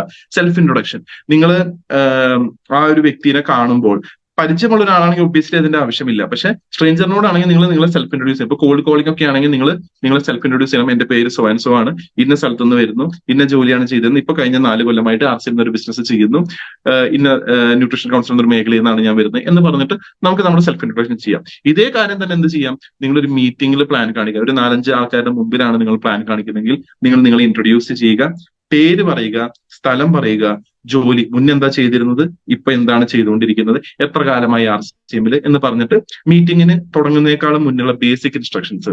എല്ലാവരും മുന്നിൽ കയറിയിരിക്കുക. നിങ്ങൾ നിർബന്ധിതമായിട്ടും നിങ്ങളുടെ ഫോൺ സൈലന്റ് ആക്കി വെക്കുക. ഒപ്പം തന്നെ സ്വിച്ച് ഓഫ് ചെയ്യാൻ പറ്റുകയാണെങ്കിൽ അത്രയും നല്ലത്. കാരണം ഇനി പറയാൻ പോകുന്ന കുറച്ച് കാര്യങ്ങൾ നിങ്ങളുടെ ജീവിതത്തിൽ നിങ്ങൾ പ്രാബല്യത്തിൽ കൊണ്ടുവന്നു കഴിഞ്ഞാൽ വലിയ രീതിയിലൊരു മാറ്റം ആരോഗ്യപരമായിട്ടും സാമ്പത്തികപരമായിട്ടും ഉണ്ടാക്കാൻ പറ്റുന്ന കാര്യമാണ്. അപ്പോ please switch off your phones or keep it in silent എന്ന് പറഞ്ഞിട്ട് വേണം നമ്മളെ മീറ്റിംഗ് സ്റ്റാർട്ട് ചെയ്യാൻ. ഒരു പ്രയറോട് കൂടി സ്റ്റാർട്ട് ചെയ്യുകയാണെങ്കിൽ ഏറ്റവും നല്ലത്. കാരണം പല കാറ്റഗറി ആൾക്കാരായിരിക്കും ചിലപ്പോൾ മീറ്റിങ്ങിന് വരിക. അപ്പൊ അവർക്ക് ഒരു ക്ലബ്ബായിട്ട് ഇരിക്കുമ്പോൾ അവർക്കൊരു അസ്വസ്ഥത തോന്നും. എല്ലാവരും ഒന്നാണെന്നുള്ളൊരു ഫീലിംഗ് കൊണ്ടുവരാൻ വേണ്ടി ഏറ്റവും ബെസ്റ്റ് ഒരു നാഷണൽ ആന്തത്തോടു കൂടി ആ പ്രോഗ്രാം സ്റ്റാർട്ട് ചെയ്യുന്നതാണ്. അത് കഴിഞ്ഞിട്ട് എന്ത് ചെയ്യാം, നമ്മൾ ആ പ്രോഗ്രാമിന്റെ ഒരു ഇൻട്രൊഡക്ഷൻ കൊടുക്കുക. ഇന്ന് ഈ ഒരു പ്രോഗ്രാം ഇവിടെ എന്തിന് കണ്ടക്ട് ചെയ്യുന്നുള്ള ഒരു ഇൻട്രൊഡക്ഷൻ കൊടുത്തതിന് ശേഷം നമ്മൾ പറയേണ്ട പ്രധാനമായിട്ടുള്ള 5 കാര്യങ്ങളാണ്. ഒന്നാമത്, എന്താണ് RCM? ട്രഡീഷണൽ മാർക്കറ്റിംഗും ഡയറക്ട് മാർക്കറ്റിംഗും തമ്മിലെ വ്യത്യാസം എന്താണെന്നുള്ളതും അതിന്റെ 8 പോയിന്റുകൾ. ട്രഡീഷണൽ മാർക്കറ്റിൽ ദോഷകരമായിട്ടുള്ള 8 പോയിന്റും ഡയറക്ട് മാർക്കറ്റിംഗിൽ നല്ലതായിട്ടുള്ള 8 പോയിന്റുകളെ പറ്റിയുള്ള ഒരു ഡിഫറൻസ് കറക്റ്റ് ആയിട്ട് പറഞ്ഞ് മനസ്സിലാക്കി കൊടുക്കുക. പേഴ്സണൽ എക്സാമ്പിൾ അതിന്റെ ഒപ്പം ആഡ് ചെയ്യുകയാണെങ്കിൽ അത്രയും നല്ലത്. ആരാണ് ഇത് പ്രൊമോട്ട് ചെയ്യുന്നത്, അതായത് കമ്പനിയുടെ പ്രൊഫൈല്, കമ്പനി എത്ര വലിയ കമ്പനിയാണ്, എത്ര റേഞ്ചിൽ ഉൽപ്പന്നങ്ങളുണ്ട്, ഏതൊക്കെ സ്ഥലത്ത് കമ്പനിക്ക് ഔട്ട്ലെറ്റുകൾ ഉണ്ട്, എത്ര ഡിപ്പോ കേരളത്തിലുണ്ട്, ഇതിനെ പറ്റി ഡീറ്റെയിൽഡ് ആയിട്ടുള്ള ഒരു കാര്യങ്ങൾ കൊടുക്കുക. വൈ ഡു വി നീഡ്, എന്തിനിത് ചെയ്യേണ്ട ഒരു ആവശ്യകത. കാരണം നമുക്കറിയാം ഇന്ന് വരുമാനം കുറഞ്ഞുകൊണ്ടിരിക്കുകയാണ്, നമ്മുടെ ജീവിത ചെലവ് കൂടിക്കൊണ്ടിരിക്കുകയാണ്, തൊഴിലവസരങ്ങൾ നഷ്ടപ്പെട്ടുകൊണ്ടിരിക്കുകയാണ് എന്നൊക്കെ പറഞ്ഞിട്ട് ഞാൻ ഈ ഒരു BOP പ്രോഗ്രാമിൽ ഏറ്റവും ആദ്യം വൈ എന്നൊരു സെഷൻ ഞാൻ എടുത്തിട്ടുണ്ടായിരുന്നു. അപ്പൊ അത് കേൾക്കാത്തവര് വൈ എന്നൊരു സെഷൻ കേൾക്കുക. എന്തിനാണ് ഇത് ചെയ്യേണ്ട ഒരു ആവശ്യകത, അതിനെപ്പറ്റി ഡീറ്റെയിൽഡ് ആയിട്ടുള്ള ഒരു ഔട്ട്ലൈൻ നിങ്ങൾക്ക് കിട്ടും. അത് കഴിഞ്ഞിട്ട് ഹൗ ടു ഡു, എങ്ങനെ ചെയ്യാം. നേരത്തെ നമുക്ക് അഡ്വക്കേറ്റ് നിമി മാഡവും അതേപോലെ തന്നെ ജിനേഷ് സാറും ഈ ഒരു എങ്ങനെ ഇത് ചെയ്യാം എന്നുള്ളതിന്റെ കുറച്ച് കാര്യങ്ങൾ നമുക്ക് പറഞ്ഞു തന്നു. ഒപ്പം തന്നെ എന്ത് കിട്ടും എന്നുള്ളതും ഇന്നലെ വളരെ മനോഹരമായിട്ട് ജിനേഷ് സാർ നമുക്കിത് പറഞ്ഞു തന്നു. അപ്പൊ മെയിൻ ടോപ്പിക് എന്ന് പറയുന്നത് ഈ 5 കാര്യങ്ങളായിരിക്കും. അതില് ടീം ബിൽഡിംഗ് എന്ന് പറയുന്നത് നമ്മൾ ഫുൾ ആയിട്ട് അവിടെ പറയണമെന്നില്ല, വൈറ്റൽ ലെവൽ വരെ പറഞ്ഞ് നിങ്ങൾക്ക് നിർത്താം. അത് കഴിഞ്ഞിട്ട് എന്ത് ചെയ്യാം, ഇനി ഞാൻ കുറച്ചു നേരം ഇവിടെ ഉണ്ടായിരിക്കും. അപ്പൊ ഇതിന്റെ ഹയർ ലെവൽ ഒരു ഇൻകം കിട്ടാനുള്ള ഇനിയും അവസരങ്ങളുണ്ട്. അതിനെപ്പറ്റി ഞാൻ ഉച്ച കഴിഞ്ഞിട്ട് സംസാരിക്കും. അപ്പൊ തലത്തിലൊഴുക്കി ഇരിക്കാം എന്ന് പറഞ്ഞിട്ട് നമുക്കത് കൺക്ലൂഡ് ചെയ്യാം. അപ്പൊ എന്താണെന്ന് വെച്ച് കഴിഞ്ഞാൽ ആവശ്യക്കാർ അവിടെ ഉണ്ടാവും, ബാക്കിയുള്ള ഒരു പ്രൊഡക്റ്റ് വാങ്ങി പോകേണ്ട ആൾക്കാരാണെങ്കിൽ അവര് പോകും. So that is how U show the plan. Always അത് വരച്ച് കാണിക്കുക. പറഞ്ഞു കഴിഞ്ഞു കഴിഞ്ഞാൽ അത് ഏത് രീതിയിൽ വേണമെങ്കിലും ആൾക്കാർക്ക് ഇന്ററപ്റ്റ് ചെയ്യാൻ പറ്റും. പക്ഷെ നമ്മൾ വരച്ച് കാണിച്ചു കഴിഞ്ഞാൽ അവർക്ക് കറക്റ്റ് ആയിട്ട് ഇത് എങ്ങനെയാണ് വർക്ക്ഔട്ട് ആവുന്നത് എന്നുള്ളത് മനസ്സിലാവും. ആൻഡ് ലാസ്റ്റ് അത് കൺക്ലൂഡ് ചെയ്യാന്ന് പറഞ്ഞു കഴിഞ്ഞാൽ എക്സ്പീരിയൻസ് ഷെയറിംഗ്. നിങ്ങളുടെ ടീമിൽ ആക്റ്റീവ് ആയിട്ടിരിക്കുന്ന 2 ആൾക്കാരെ കൊണ്ട് അവിടെ സ്റ്റേജിലേക്ക് വിളിച്ച് അവരുടെ അനുഭവങ്ങൾ പറയിപ്പിച്ചുകൊണ്ട് വേണം നമ്മളത് കൺക്ലൂഡ് ചെയ്യാൻ വേണ്ടി. ഒരിക്കലും പുതിയത് വന്ന ഒരാളെ അഭിപ്രായം പറയാൻ വിളിക്കരുത്. കാരണം അവരുടെ അഭിപ്രായം എങ്ങനെ വേണമെങ്കിലും അതിനെ ബാധിക്കാം. ചിലപ്പോൾ നല്ല അഭിപ്രായമായിരിക്കും, ചില സമയത്ത് നമുക്ക് പറയാൻ പറ്റില്ല. കാരണം അവർ ആദ്യമായിട്ട് കേൾക്കണം. അപ്പൊ അവരെ സംബന്ധിച്ച് ഇത് ജസ്റ്റ് ഒരു ചെറിയൊരു ഐഡിയ മാത്രമേ അവർക്ക് കിട്ടുള്ളൂ. അപ്പൊ എപ്പോഴും എന്ത് ചെയ്യാം, ആക്റ്റീവായിട്ട് അത് ബിസിനസ്സിൽ വന്നൊരു 2-3 മാസമൊക്കെ ആയി ഉൽപ്പന്നങ്ങൾ ഉപയോഗിച്ച് റിസൾട്ട് കിട്ടിയ ആൾക്കാരെ നമ്മൾ ലാസ്റ്റ് കൺക്ലൂഷന് വിളിക്കാൻ ശ്രമിക്കുക. പ്രൊഡക്റ്റിന്റെ ഗുഡ്വില്ലിനെ പറ്റി അവർ സംസാരിച്ചോളും. ഒരിക്കലും കോൺക്ലൂഡ് ചെയ്യുമ്പോൾ നമ്മളൊരു നന്ദി സൂചകമായിട്ടുള്ള ഒരു രീതിയിലേക്ക് മാത്രം പോകരുത്. ഇതിന്റെ ഒരു അടുത്ത തലം, അടുത്തൊരു വിഷൻ എന്നുള്ള രീതിയിൽ സംസാരിച്ചിട്ട് വേണം നമ്മൾ അവസാനിപ്പിക്കാൻ വേണ്ടി. ഇന്ന് ഞാൻ ഇവിടെ പറഞ്ഞ കാര്യങ്ങളൊക്കെ ഒരു ബേസിക് ലെവലിൽ നിങ്ങൾക്ക് വരുമാനം ഉണ്ടാക്കി തരും. പക്ഷേ ഇതിലൂടെ 25 ലക്ഷമൊക്കെ മേടിക്കുന്ന വ്യക്തികൾ ഇന്ന് ഈ സിസ്റ്റത്തിൽ ഉണ്ടെന്ന് പറഞ്ഞ ഒരു പക്ഷെ നിങ്ങൾക്ക് അത് അതിശോക്തിയായിട്ട് തോന്നും, പക്ഷേ ഉണ്ട്. അതിനുള്ള വരുമാന മാർഗം എങ്ങനെയാണെന്നുള്ളത് ഞാൻ അടുത്തൊരു സെഷനിൽ പറയാം. അപ്പോൾ അതിലേക്ക് എത്താൻ നിങ്ങൾ എല്ലാവർക്കും പറ്റട്ടെ. അതിനുള്ള പ്രവർത്തനങ്ങൾ എല്ലാവർക്കും ഇന്ന് തൊട്ട് തുടങ്ങാൻ പറ്റട്ടെ.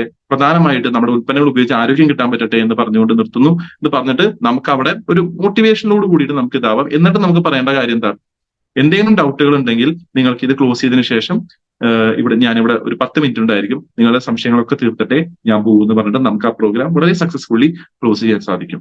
So that is show the plan. എങ്ങനെയാണ് നമ്മൾ പ്ലാൻ കാണിക്കേണ്ടത് എന്നുള്ളതിന്റെ കൃത്യമായിട്ടുള്ള ഒരു സ്റ്റെപ്പ് ബൈ സ്റ്റെപ്പ് പ്രോസസ്സാണ് ഇപ്പൊ ഞാൻ നിങ്ങളോട് പറഞ്ഞത്. അങ്ങനെ പ്ലാൻ കാണിച്ചതിന് ശേഷം അടുത്തതാണ് ഫോളോ അപ്പ്. ഫോളോ അപ്പ് എന്ന് പറഞ്ഞു കഴിഞ്ഞാൽ ഈ പ്ലാൻ കേട്ട വ്യക്തിയെ സംബന്ധിച്ച് അവർക്ക് ഒരു പക്ഷെ ആദ്യമായിട്ടായിരിക്കും ഇങ്ങനെ ഒരു സിസ്റ്റത്തെ പറ്റി കേൾക്കുന്നുണ്ടാവാം, അല്ലെങ്കിൽ ഓൾറെഡി ഇത് ഡയറക്റ്റ് ഇതുപോലത്തെ ഒരു സിസ്റ്റം അല്ല, പക്ഷെ ഇതായിട്ട് സമാനമായിട്ട് നിൽക്കുന്ന ഒരു സിസ്റ്റം, എന്നാൽ ഇന്ന് ചിലപ്പോൾ ലീഗലായിട്ട് പ്രവർത്തിക്കുന്ന ഒരു സിസ്റ്റം ആയിക്കോളൊന്നുമില്ല. അങ്ങനെ ഒരുപാട് സിസ്റ്റത്തിൽ ചെന്ന് അങ്ങനെ മോശമായിട്ടുള്ള അനുഭവങ്ങൾ ഉണ്ടായ ഒരു വ്യക്തിയായിരിക്കും, ഏത് രീതിയിലാണോ ആയിരിക്കാം. ചിലപ്പോൾ ചിലർക്ക് പഠിപ്പ് കൂടിയ വ്യക്തിയായിരിക്കാം, സംശയം കൂടിയ വ്യക്തിയായിരിക്കാം, എത്തരത്തിലെ വ്യക്തികൾ ഈ ബിസിനസ്സിലുണ്ട്. അപ്പോൾ where does follow up starts? എപ്പോഴാണ് ഫോളോ അപ്പ് നമ്മൾ ശരിക്കും തുടങ്ങുക? നമ്മൾ ലിസ്റ്റ് ഉണ്ടാക്കുന്ന ആ നിമിഷം തൊട്ട് ഇവരെ മീറ്റിംഗിലേക്ക് എത്തിക്കുന്ന ആ നിമിഷം വരെ ഫോളോ അപ്പ് തന്നെയാണ്. കാരണം എന്താ, ലിസ്റ്റ് ഉണ്ടാക്കുന്നു, ഫോളോ അപ്പ് ചെയ്യാൻ വേണ്ടി അവരെ വിളിക്കുന്നു, വിളിച്ചിട്ട് അവരെ മീറ്റിംഗിലേക്ക് എത്തിക്കാനുള്ള കാര്യങ്ങൾ, അതായത് ഷോ ദ പ്ലാനിലേക്കുള്ള കാര്യങ്ങൾ നമ്മൾ ചെയ്യുന്നു. എന്നിട്ട് നമ്മൾ വീണ്ടും ആ ഷോ ദ പ്ലാൻ കഴിഞ്ഞിട്ട് എന്തെങ്കിലും ഡൗട്ട് ഉണ്ടോ എന്ന് വീണ്ടും ഫോളോ അപ്പ് ചെയ്യുന്നു. അപ്പൊ ലിസ്റ്റ് മേക്കിംഗ് തൊട്ട് നമ്മൾ ചെയ്തുകൊണ്ടിരിക്കുന്ന കാര്യമാണ് ഫോളോ അപ്പ്. എന്തിനാണ് ഫോളോ അപ്പ് ചെയ്യണമെന്ന് വെച്ച് കഴിഞ്ഞാൽ 4 തരത്തിലുള്ള ആൾക്കാരാണ് നമ്മുടെ ബിസിനസ്സിലേക്ക് അസോസിയേറ്റ് ആവുക. ഒന്നെന്ന് വെച്ച് കഴിഞ്ഞാൽ അവർ 100% പറയുന്ന കാര്യങ്ങൾ ചെയ്യുന്ന ആൾക്കാരായിരിക്കും, സിസ്റ്റം അനുസരിച്ച് പ്രവർത്തിക്കുന്ന ആൾക്കാരായിരിക്കും, സ്വന്തമായിട്ട് കാര്യങ്ങൾ ചെയ്യുന്ന ആൾക്കാരായിരിക്കും, സമയബന്ധിതമായിട്ട് കാര്യങ്ങൾ പറഞ്ഞ് മനസ്സിലാക്കുന്ന ആൾക്കാരായിരിക്കും, എന്താ പറയാ ആക്റ്റീവായിട്ട് പ്രവർത്തിക്കുന്ന ആൾക്കാർ. അവർ ഡൂവേഴ്സ് ആണ്, എപ്പോഴും അവർ കാര്യങ്ങൾ ചെയ്തുകൊണ്ടിരിക്കുന്ന ആൾക്കാര്. രണ്ടാമത്തെ കാറ്റഗറി എന്ന് പറഞ്ഞു കഴിഞ്ഞാൽ നെഗറ്റീവ് മാത്രം പറയുന്ന ആൾക്കാരുണ്ടാവും. ചെറിയ എന്ത് കാര്യം സംഭവിച്ചാലും ഒക്കെ നെഗറ്റീവാ, അവരെ കൊണ്ട് ഇത് സാധ്യമല്ല എന്നുള്ള രീതിയിലാണ് അവർ സംസാരിക്കുക. പിന്നെ മൂന്നാമത്തെ ഒരു കാറ്റഗറി ഉണ്ട്, അവർ ആദ്യം നെഗറ്റീവ് ആയിരിക്കും, അവർക്ക് ആദ്യം ഇതിനോട് വലിയ താല്പര്യമൊന്നും ഉണ്ടാവില്ല, പക്ഷെ പിന്നെ എന്തുണ്ടാവും, പിന്നെ അവർ പോസിറ്റീവ് ആവും. വൺസ് അവർ പോസിറ്റീവ് ആയി കഴിഞ്ഞാൽ പിന്നെ എന്തുണ്ടായാലും അവര് വേറൊരു രീതിയിലും പിന്നോട്ട് പോയില്ല, അവർ മുന്നോട്ട് തന്നെ പോകും. പിന്നെ നാലാമത്തെ ഒരു കാറ്റഗറി ഉണ്ട്, അവര് ഭയങ്കര പോസിറ്റീവ് ആയിരിക്കും, പക്ഷെ പിന്നെ നെഗറ്റീവ് ആവും.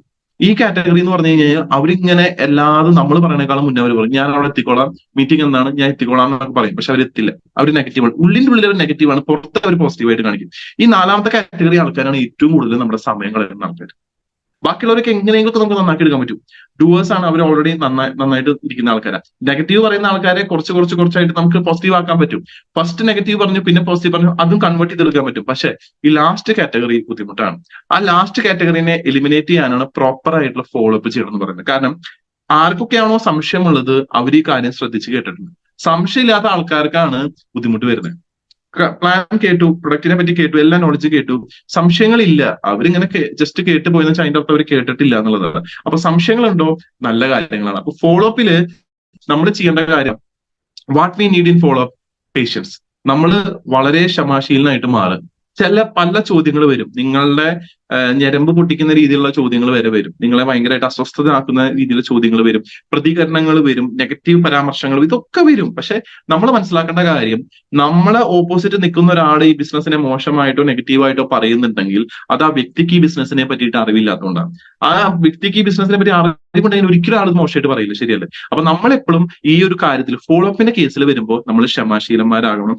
ചില കേസുകളിൽ ചിലപ്പോൾ അവർ പറയും, കാര്യങ്ങളൊക്കെ കേൾക്കും, ജോയിൻ ചെയ്യാന്നൊക്കെ പറയും. അവർ പറയും, പിന്നെ അവർ വിളിക്കും, പറയും ഞാൻ ഇപ്പൊ സ്ഥലത്തില്ല, നമുക്ക് അടുത്ത ആഴ്ച മൺഡേ ഉറപ്പാണ്. മൺഡേ വിളിക്കും, അവർ വീണ്ടും പറയും, അയ്യോ ഞാൻ സ്ഥലത്തില്ല, ഞാൻ അടുത്ത ആഴ്ച ഒന്നും കൂടി ഇതായിട്ട് ഞാൻ പറയാം എന്ന് പറയും. അങ്ങനെ വട്ടം കളിപ്പിക്കുന്ന ആൾക്കാരുണ്ട്. ക്ഷമ ഭയങ്കര ആത്മസൂപ്പിന്റെ ഫലം ചെയ്യുന്നൊക്കെ പറയില്ലേ. ഇത്തരം സന്ദർഭങ്ങളിൽ അപ്രോച്ച് ചെയ്യേണ്ട രീതികളും ഉണ്ട്. അത് വേറൊരു സെഷനിൽ ഡീറ്റെയിൽ ആയിട്ട് നമുക്ക് പറയാം. ഇപ്പൊ നിങ്ങൾ ഇത്ര മനസ്സിലാക്കിയാൽ മതി. ഫോളോ അപ്പിൽ നിങ്ങൾ പ്രധാനമായിട്ട് നേരിടാൻ പോകുന്ന ചോദ്യങ്ങൾ ഇതാണ്. ഒന്നാമതാണ്, is it a money chain?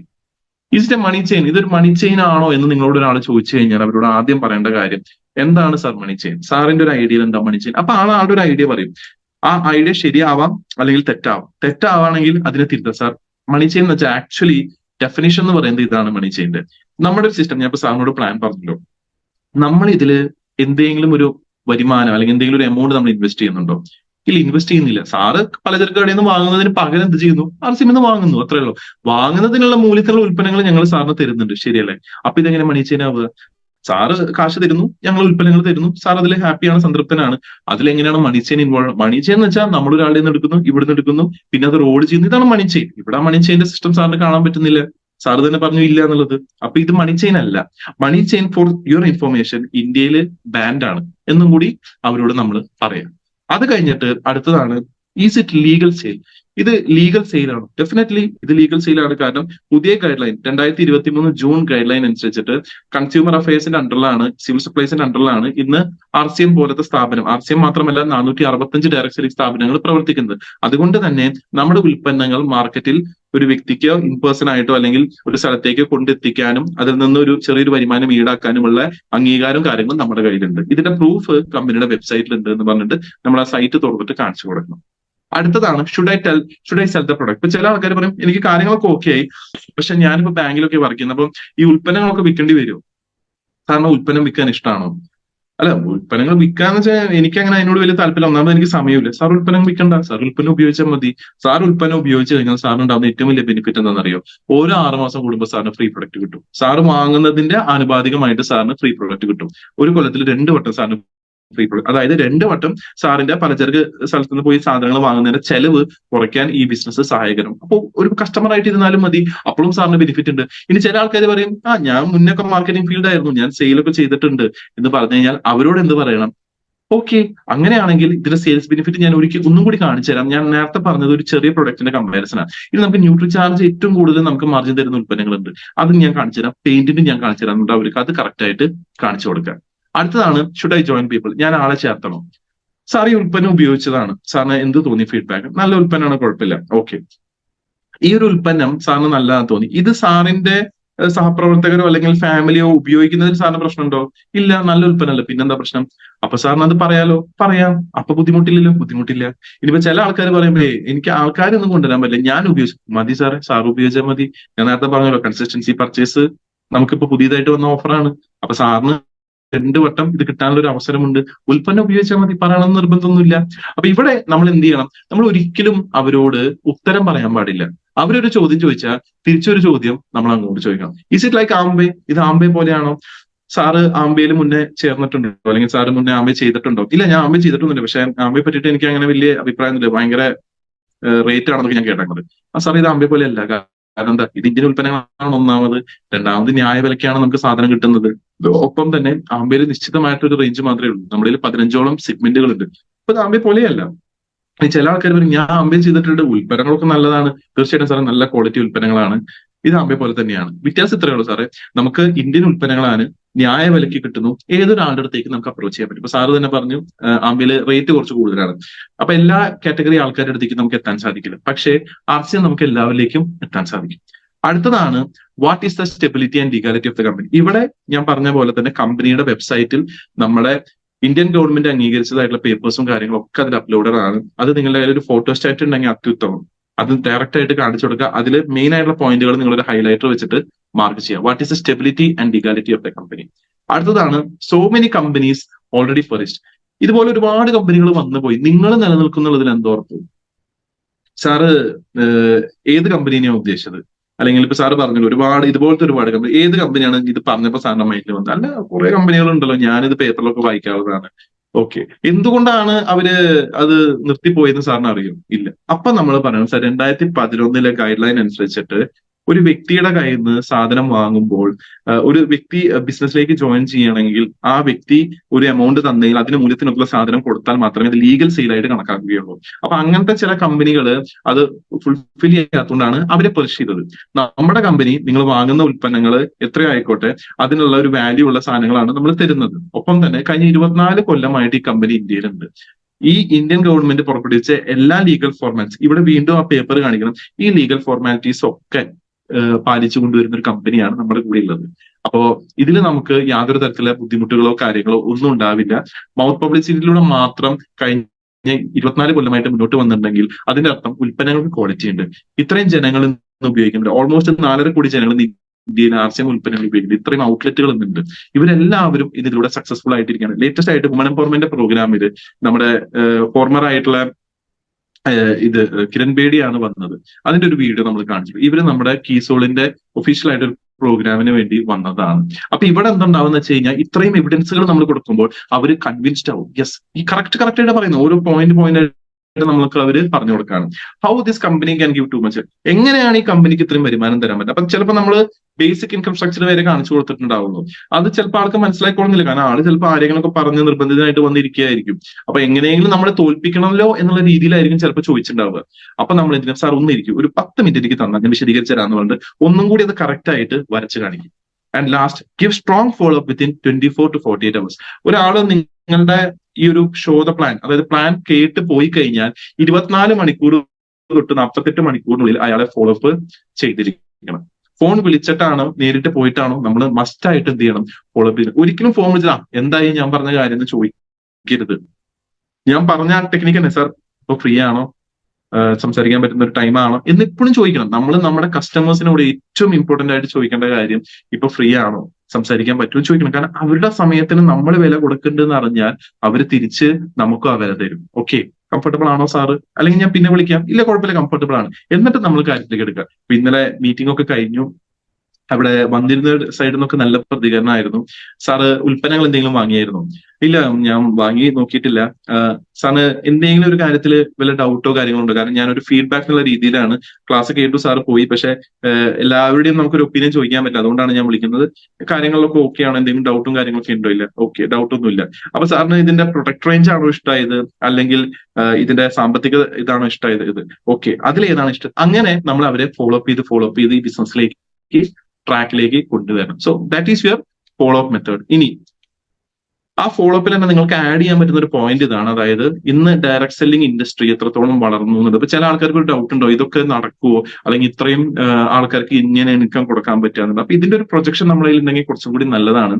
ഇന്ന് ഇന്ത്യയിൽ 25 കോടിയിലധികം ആൾക്കാർ ഇന്ന് ഇന്ത്യയില് ഡയറക്ട് സെല്ലിങ്ങിലൂടെ വരുമാനം മേടിക്കുന്നുണ്ട്. അതിൽ തന്നെ ഏറ്റവും കൂടുതൽ സെയിൽ നടക്കുന്ന ഒരു സെഗ്മെന്റ് ആണ് വെൽനസ് സെഗ്മെന്റ് എന്ന് പറയുന്നത്.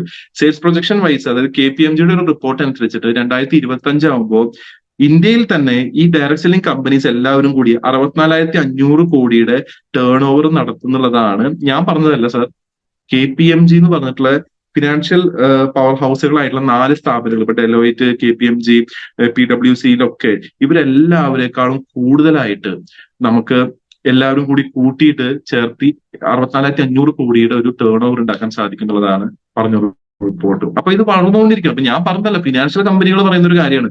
സെൽഫ് എംപ്ലോയ്മെന്റ് ഓപ്പർച്യൂണിറ്റി 1.8 കോടിയിലധികം ആൾക്കാരെ അക്കോമഡേറ്റ് ചെയ്യാൻ പറ്റും ഈ ഒരു ഇൻഡസ്ട്രിയിൽ എന്നാണ് 2025 പറയുന്നത്.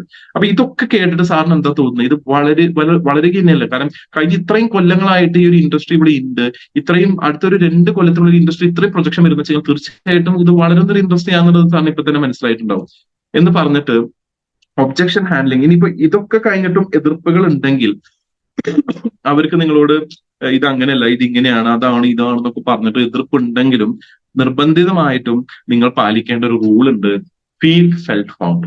ചിലപ്പോൾ ചില ആൾക്കാർ നിങ്ങളോട് അങ്ങോട്ട് പൊട്ടിത്തെറിക്കും, അങ്ങനെയല്ല ഇങ്ങനെയാണ്, ഇതൊക്കെ ഞാൻ കുറെ കണ്ടേക്കുന്നതാണ് എന്നൊക്കെ പറഞ്ഞ് പൊട്ടിത്തെറിക്കും. നമ്മൾ എപ്പോഴും പറയേണ്ട കാര്യം feel felt found. Feel felt found എന്ന് വെച്ച് കഴിഞ്ഞാൽ ഈ ടെക്നിക്ക് എന്ന് പറഞ്ഞു കഴിഞ്ഞാൽ സാറ് പറയുന്ന കാര്യം എനിക്ക് മനസ്സിലാവും. സാർ എന്തുകൊണ്ടാണ് അങ്ങനെ പറഞ്ഞത് എനിക്ക് മനസ്സിലാവും. കാരണം ഒരു 2 കൊല്ലം മുന്നേ ഇതേപോലെ ഒരു ഹോം മീറ്റിംഗിൽ പിന്നിലിരുന്നു കൊണ്ട് ഇങ്ങനെ ഒരു ക്ലാസ് കേട്ടപ്പോൾ ഞാൻ വളരെ സംശയത്തോടു കൂടി നോക്കിയതാണ്. ഞാൻ ഇതേ രീതിയിൽ തന്നെ ഞാൻ എന്റെ മനസ്സിൽ ചിന്തിച്ചു. സാർ ഇപ്പൊ പറഞ്ഞ അതേ കാര്യത്തിൽ ഞാൻ പറഞ്ഞു, ഇതൊക്കെ നടക്കുന്ന കാര്യമാണ്, അങ്ങനെയാണെങ്കിൽ നാട്ടിൽ ഇത്രയും പേര് സമ്പന്നരാവില്ല എന്നൊക്കെ പറഞ്ഞ കാര്യമാണ്. പക്ഷെ എന്റെ ലൈഫിൽ ചെറിയൊരു മാറ്റം ഉണ്ടായി. കാരണം ഇതിന്റെ ഒരു ഉൽപ്പന്നം ഞാൻ ഉപയോഗിച്ച് നോക്കി. അത് നിങ്ങളുടെ പേഴ്സണൽ ആയിട്ട് ആ പ്രൊഡക്റ്റ് ഉപയോഗിച്ചിട്ടുള്ള ഒരു റിസൾട്ട് നിങ്ങൾക്ക് പറയാം. ചിലപ്പോ ഓൾറൗണ്ടർ പേസ്റ്റ് ഉപയോഗിച്ചിട്ട് പല്ലുവേദന മാറിയതായിരിക്കാം, അല്ലെങ്കിൽ തവിടെണ്ണ കുടിച്ചിട്ട് നിങ്ങളുടെ കൊളസ്ട്രോള് കുറഞ്ഞതായിരിക്കാം, അല്ലെങ്കിൽ സോറിയാസിസ് മാറിയതായിരിക്കാം, അല്ലെങ്കിൽ നിങ്ങൾക്ക് കിഡ്സ് കുടിച്ചിട്ട് നിങ്ങളുടെ ചുമയോ തുമ്മലോ മാറിയതായിരിക്കും, എന്തോ ആയിരിക്കാം. പക്ഷെ ഈ ഒരു പ്രൊഡക്റ്റ് ഞാൻ ഉപയോഗിച്ചപ്പോൾ എനിക്കൊരു റിസൾട്ട് കിട്ടി. ആ റിസൾട്ട് കിട്ടിയപ്പോൾ ഞാൻ വിചാരിച്ചു എന്തായാലും റിസൾട്ട് തരുന്ന പ്രൊഡക്റ്റ് ആണ്, എനിക്ക് ഇഷ്ടപ്പെട്ട 3-4 പേരോട് ഞാനത് പറഞ്ഞപ്പോഴാണ് എനിക്ക് ഇതിന്റെ സെയിൽസിന്റെ ബേസിസിൽ എനിക്ക് ചെറിയൊരു വരുമാനം കിട്ടി തുടങ്ങി. അപ്പോഴാണ് എനിക്ക് മനസ്സിലായത് ഇതിൽ എന്തെങ്കിലും കിട്ടുന്നുള്ളത്. അപ്പൊ ഇവിടെ നമ്മൾ എന്താ ചെയ്തത്? നമ്മൾ അവിടെ എതിർക്കാൻ പോയില്ല. നമ്മൾ അവരോട് നോന്നോ അല്ലെങ്കിൽ സാറ് പറയുന്നത് തെറ്റാണ്, സാറിന് അറിയില്ലെങ്കിൽ സാറ് പറയുന്നതൊന്നും നമ്മൾ പറയാൻ തോന്നില്ല. നമ്മൾ സാറ് പറഞ്ഞത് എന്തുകൊണ്ടാണെന്ന് എനിക്ക് മനസ്സിലായി. കാരണം ഞാനത് അനുഭവിച്ച ആളാണ്. ഞാൻ എങ്ങനെയായിരുന്നു. ഇപ്പൊ പേസ്റ്റിന്റെ കാര്യം പറഞ്ഞു. പേസ്റ്റിന്റെ കാര്യം സാറ് സെൻസോഡൈൻ ഉപയോഗിക്കുന്നതാണ്. എനിക്കറിയാം സെൻസോഡൈൻ നല്ല പേസ്റ്റ് ആണ്. പക്ഷേ ഞാൻ സെൻസോഡൈൻ ഉപയോഗിച്ചിട്ട് കുറച്ച് നാൾ ഞാൻ ഉപയോഗിച്ചു. പക്ഷെ എന്റെ ഒരു പല്ലിന്റെ ഒരു വേദന എനിക്ക് സെൻസോഡൈൻ ഉപയോഗിച്ചിട്ട് മാറിയില്ല. ഞാൻ എന്നിട്ട് ഓൾറൗണ്ടർ പേസ്റ്റ് അത് ഉപയോഗിച്ചിട്ട് ഓൾമോസ്റ്റ് 1 ആഴ്ചക്കുള്ളിൽ ആ വേദന കംപ്ലീറ്റ് ആയിട്ട് മാറി. അപ്പോഴാണ് എനിക്ക് ഇതിന്റെ റിസൾട്ട് മനസ്സിലായി. അപ്പൊ എന്ത് ചെയ്യണം? ആദ്യം അവർ പറയുന്ന കാര്യത്തെ എന്തുകൊണ്ട് അങ്ങനെ പറയുന്നു എന്നുള്ളത് ഉൾക്കൊള്ളുന്നു എന്ന് പറയണം. രണ്ടാമത് എന്ത് ചെയ്യണം, ഇത് ഞാനും അനുഭവിച്ച കാര്യം തന്നെയാ, പക്ഷെ ഇത് അനുഭവിച്ചതിന് ശേഷം ഞാനൊരു തീരുമാനം എടുത്തപ്പോഴാണ് എനിക്കിത് കിട്ടിയത്. Feel, felt, found. ഓക്കെ. ഇനി ചില ആൾക്കാർ പറയും ഇതൊന്നും എനിക്ക് കൂട്ടിയാൽ കൂടില്ല, ഞാൻ ചില പ്രായമായ ആൾക്കാരാ, അവർ പറയും ഞാൻ അത്രയൊന്നും എക്സ്പീരിയൻസ് അല്ല, നിങ്ങളത്ര അറിവും കഴിവൊന്നും ടെക്നോളജിക്കലി എന്റെ ഇല്ല. പിന്നെ ആൾക്കാരായിട്ട് അങ്ങനെ സംസാരിച്ചിട്ട് ഞാൻ അങ്ങനെ പഴകിയിട്ടുമില്ല, അപ്പൊ എനിക്ക് അങ്ങനെ ആൾക്കാരിലേക്ക് എത്താൻ പറ്റില്ല. സാർ ഇത്ര ആലോചിച്ചാൽ മതി. സാർ ഇപ്പൊ ഉപയോഗിച്ചിരിക്കുന്ന ഫോൺ, സ്മാർട്ട് ഫോൺ അല്ലെ, നമ്മൾ ആദ്യമൊക്കെ നോക്കിയയുടെ ബട്ടൺ ഫോണാണ് ഉപയോഗിച്ചിരുന്നത്. അതിൽ നിന്ന് സ്മാർട്ട് ഫോൺ വരെ നമ്മൾ ഇന്ന് എത്തിക്കഴിഞ്ഞു. അത് സാറ് പഠിച്ചില്ലേ? അത് സാറ് പഠിച്ചിട്ടുണ്ടെങ്കിൽ ഇത് പറയാനും പഠിക്കാനും ഒരു ബുദ്ധിമുട്ടില്ല, വളരെ സിമ്പിൾ ആണ്. സോ ഈ സൂം, നമ്മളിപ്പോ ചെയ്തുകൊണ്ടിരിക്കുന്ന സൂം, ഇത് എളുപ്പമായിരുന്നില്ല, പക്ഷെ നമ്മൾ ഇത് പഠിച്ചു, ശരിയല്ല? അപ്പൊ ഏതൊരു കാര്യം എന്ത് ചെയ്യാം, പഠിച്ചെടുക്കാൻ സാധിക്കും. If an emergency happens, won't you have time? ഇപ്പൊ ചില ആൾക്കാർ പറയും എനിക്ക് സമയമില്ല, ഞാനിപ്പോ ചെയ്യാൻ റെഡിയല്ല, എനിക്കിപ്പോ കുറെ കാര്യങ്ങളുണ്ട്. സാറേ ഞാൻ ഇത്രേ ചോദിക്കുന്നുള്ളൂ, സാറിന് ഫാമിലി വൈസ് ഒരു ഫിനാൻഷ്യൽ എമർജൻസിയോ അല്ലെങ്കിൽ ഒരു മെഡിക്കൽ എമർജൻസിയോ വന്നാൽ സാറിന് സമയം ഉണ്ടാവില്ല. ആ സമയം അപ്പൊ നഷ്ടപ്പെടുത്താതിരിക്കാൻ വേണ്ടിയിട്ടാണ് ഞാൻ ഇപ്പൊ പറയുന്നത്. അങ്ങനെ ഒരു അവസ്ഥ വരാതിരിക്കാൻ വേണ്ടിയിട്ടാണ് ഞാൻ ഇപ്പൊ പറയുന്നത്. അപ്പൊ അവിടെ എന്താ ചെയ്യുന്നത് വെച്ചാൽ ഒരു ഹുക്ക് ഇടുകയാണ് ചെയ്യുന്നത്. നമ്മളൊരു ഹുക്ക് ഇട്ട് ഒരു ചെറിയൊരു ഫിയർ ഫാക്ടർ അവിടെ ജനറേറ്റ് ചെയ്തു അല്ലെ. ഇപ്പൊ സാർ ഇത് കേട്ട് കഴിഞ്ഞാൽ നാളെ ആ ഒരു എമർജൻസി സാറിന്റെ ലൈഫിലേക്ക് വരാതിരിക്കാനുള്ള കാര്യങ്ങൾ നമുക്ക് ചെയ്യാൻ സാധിക്കും. അപ്പൊ സാറിന് കളയേണ്ട സമയം ഇപ്പൊ ഇവിടെ ലാഭിക്കാൻ സാധിക്കും. ഇത് ജസ്റ്റ് ഒന്ന് കേൾക്കാനുള്ള ഒരു 15 മിനിറ്റിന്റെ ഒരു സമയം എനിക്ക് തന്നാൽ മതി എന്ന് പറഞ്ഞിട്ട് നമുക്ക് ആ ഒബ്ജക്ഷൻ എന്ത് ചെയ്യാൻ പറ്റും, ഹാൻഡിൽ ചെയ്യാൻ സാധിക്കും. Will situation B the same always? ഇപ്പൊ ചില ആൾക്കാർ എനിക്കിപ്പോ അതിന്റെ ആവശ്യമൊന്നുമില്ല, ഞാനിപ്പോ ഇങ്ങനെ പോയിക്കൊണ്ടിരിക്കുകയാണ്, അത്യാവശ്യം ഓക്കെയാണ്, ഇപ്പൊ ഇത് ചെയ്യേണ്ട ഒരു ഇതിലൊക്കെയാണ് സാർ. സാറിന് ഇപ്പോഴത്തെ ഒരു ഫിനാൻഷ്യൽ സ്റ്റാറ്റസ് അനുസരിച്ച് അങ്ങനെയാണ്, ഇപ്പോഴത്തെ ഒരു സോഷ്യൽ സ്റ്റാറ്റസ് അനുസരിച്ച് അങ്ങനെയാണ്. പക്ഷെ നാളെ സാർ ജസ്റ്റ് ഒന്ന് ചിന്തിക്കും, ഇന്ന് പെട്രോളിന് വില 106 വരെ എത്തിക്കഴിഞ്ഞു, ഡീസലിന് എത്ര എത്തിക്കഴിഞ്ഞു. കഴിഞ്ഞ ഒരു 10 കൊല്ലത്തെ ഗ്രാഫ് സാറിന് നോക്കിക്കഴിഞ്ഞാൽ സാറിന് തന്നെ മനസ്സിലാവും ഇത് കൂടിക്കൊണ്ടിരിക്കുകയാണ്. നാളെ കുട്ടികളുടെ എഡ്യൂക്കേഷന്റെ ചെലവുകളും കൂടും. കാരണം എന്താ, ഇന്ന് കുട്ടികൾ ഇന്ത്യയിൽ ഓരോ ദിവസവും ഓരോ കൊല്ലവും 2 കോടിയിലധികം കുട്ടികൾ ഇന്ന് ഇന്ത്യയിൽ ഉണ്ടാവുന്നുണ്ട്. ഇവർക്ക് എല്ലാവരും അക്കോമഡേറ്റ് ചെയ്യാനുള്ള സ്കൂളുകൾ വരും, ഇൻഫ്രാസ്ട്രക്ചേഴ്സ് ഡെവലപ്പ് ആവും, ഡിജിറ്റൽ യുഗം വരും, AI വരും, ChatGPT വരും. ഇതിനൊക്കെ ഫെസിലിറ്റീസ് കൂടുമ്പോൾ വരുമാനം കൂടും, ഐ മീൻ ചെലവുകളും കൂടും. അപ്പൊ ഇതൊക്കെ നമുക്ക് ഇനി ഒരു 10 കൊല്ലത്തില് നമുക്ക് ഈ ചെലവുകൾ കൂടാനുള്ള ഒരു പ്രൊജക്ഷൻ ഞാൻ പറയുന്നതല്ല, ഓൾറെഡി ഗവൺമെന്റ് ആ പ്രൊജക്ഷൻ നടത്തി കഴിഞ്ഞു. നമ്മുടെ കയ്യിൽ അപ്പോഴത്തേക്കും എന്തെങ്കിലും ഒരു ഫണ്ട് ഉണ്ടായി നല്ലതല്ലേ? ഇപ്പം സാറ് സിപ്പിൽ ജോയിൻ ചെയ്തിട്ടുണ്ടാവും, സാറിന് ഇൻഷുറൻസ് ഉണ്ടായിരിക്കും, ഇതൊക്കെയുള്ള നല്ല കാര്യം തന്നെ. പക്ഷെ ഇതൊക്കെ ഉണ്ടെങ്കിലും എന്തെങ്കിലും ഒന്ന് എക്സ്ട്രാ സാറിന്റെ കയ്യിലുണ്ടെങ്കിൽ നല്ലതല്ലേ എന്നുള്ളൊരു ചോദ്യത്തിലായിരിക്കും ചിലപ്പോൾ അദ്ദേഹം കൺവിൻസ്ഡ് ആവുക. I have skills and knowledge and I know you have the calibre. എനിക്ക് അറിവും കഴിവുണ്ട്. ഇത് നമ്മൾ വളരെ സുഹൃത്ത് ബന്ധമായിട്ടുള്ള വ്യക്തികളോട് ഒബ്ജക്ഷൻ ഹാൻഡിൽ ചെയ്യണം. എനിക്ക് ഈ ഒരു സിസ്റ്റത്തെ പറ്റിയിട്ടുള്ള അറിവും കഴിവുണ്ട്, എനിക്ക് ഇത് ചെയ്യാനുള്ള ടാലന്റ് ഉണ്ട്. അത് നിന്റെ സംസാരത്തിലും നിന്റെ കണക്ഷൻസിലും എനിക്ക് നല്ല വ്യക്തമാണ്. അപ്പൊ എന്റെ അറിവും കഴിവും നിന്റെ ടാലന്റും കൂടി കൂട്ടിക്കഴിഞ്ഞാൽ നമുക്ക് ഇത് ഒരുമിച്ച് ചെയ്യാൻ പറ്റും. Together we can. നമുക്കിത് ഒരുമിച്ച് ചെയ്തു കഴിഞ്ഞാൽ എനിക്ക് ഉറപ്പാണ് നമുക്ക് ഇതിൽ വിജയിക്കാൻ സാധിക്കും. ചില വ്യക്തികളെ നമ്മൾ ഇങ്ങനെ വേണം ഒബ്ജക്റ്റൻ ഹാൻഡിൽ ചെയ്ത് കൊണ്ടുവരാൻ വേണ്ടിയിട്ട്. അപ്പൊ പല രീതിയിൽ നമുക്ക് എന്ത് ചെയ്യാൻ പറ്റും, ഫോളോ അപ്പ് ചെയ്യാൻ പറ്റും. എന്ത് ചെയ്യണം, എന്തിന്റെയൊക്കെ ഫോളോ അപ്പ് ആണ് ചെയ്യേണ്ടത്?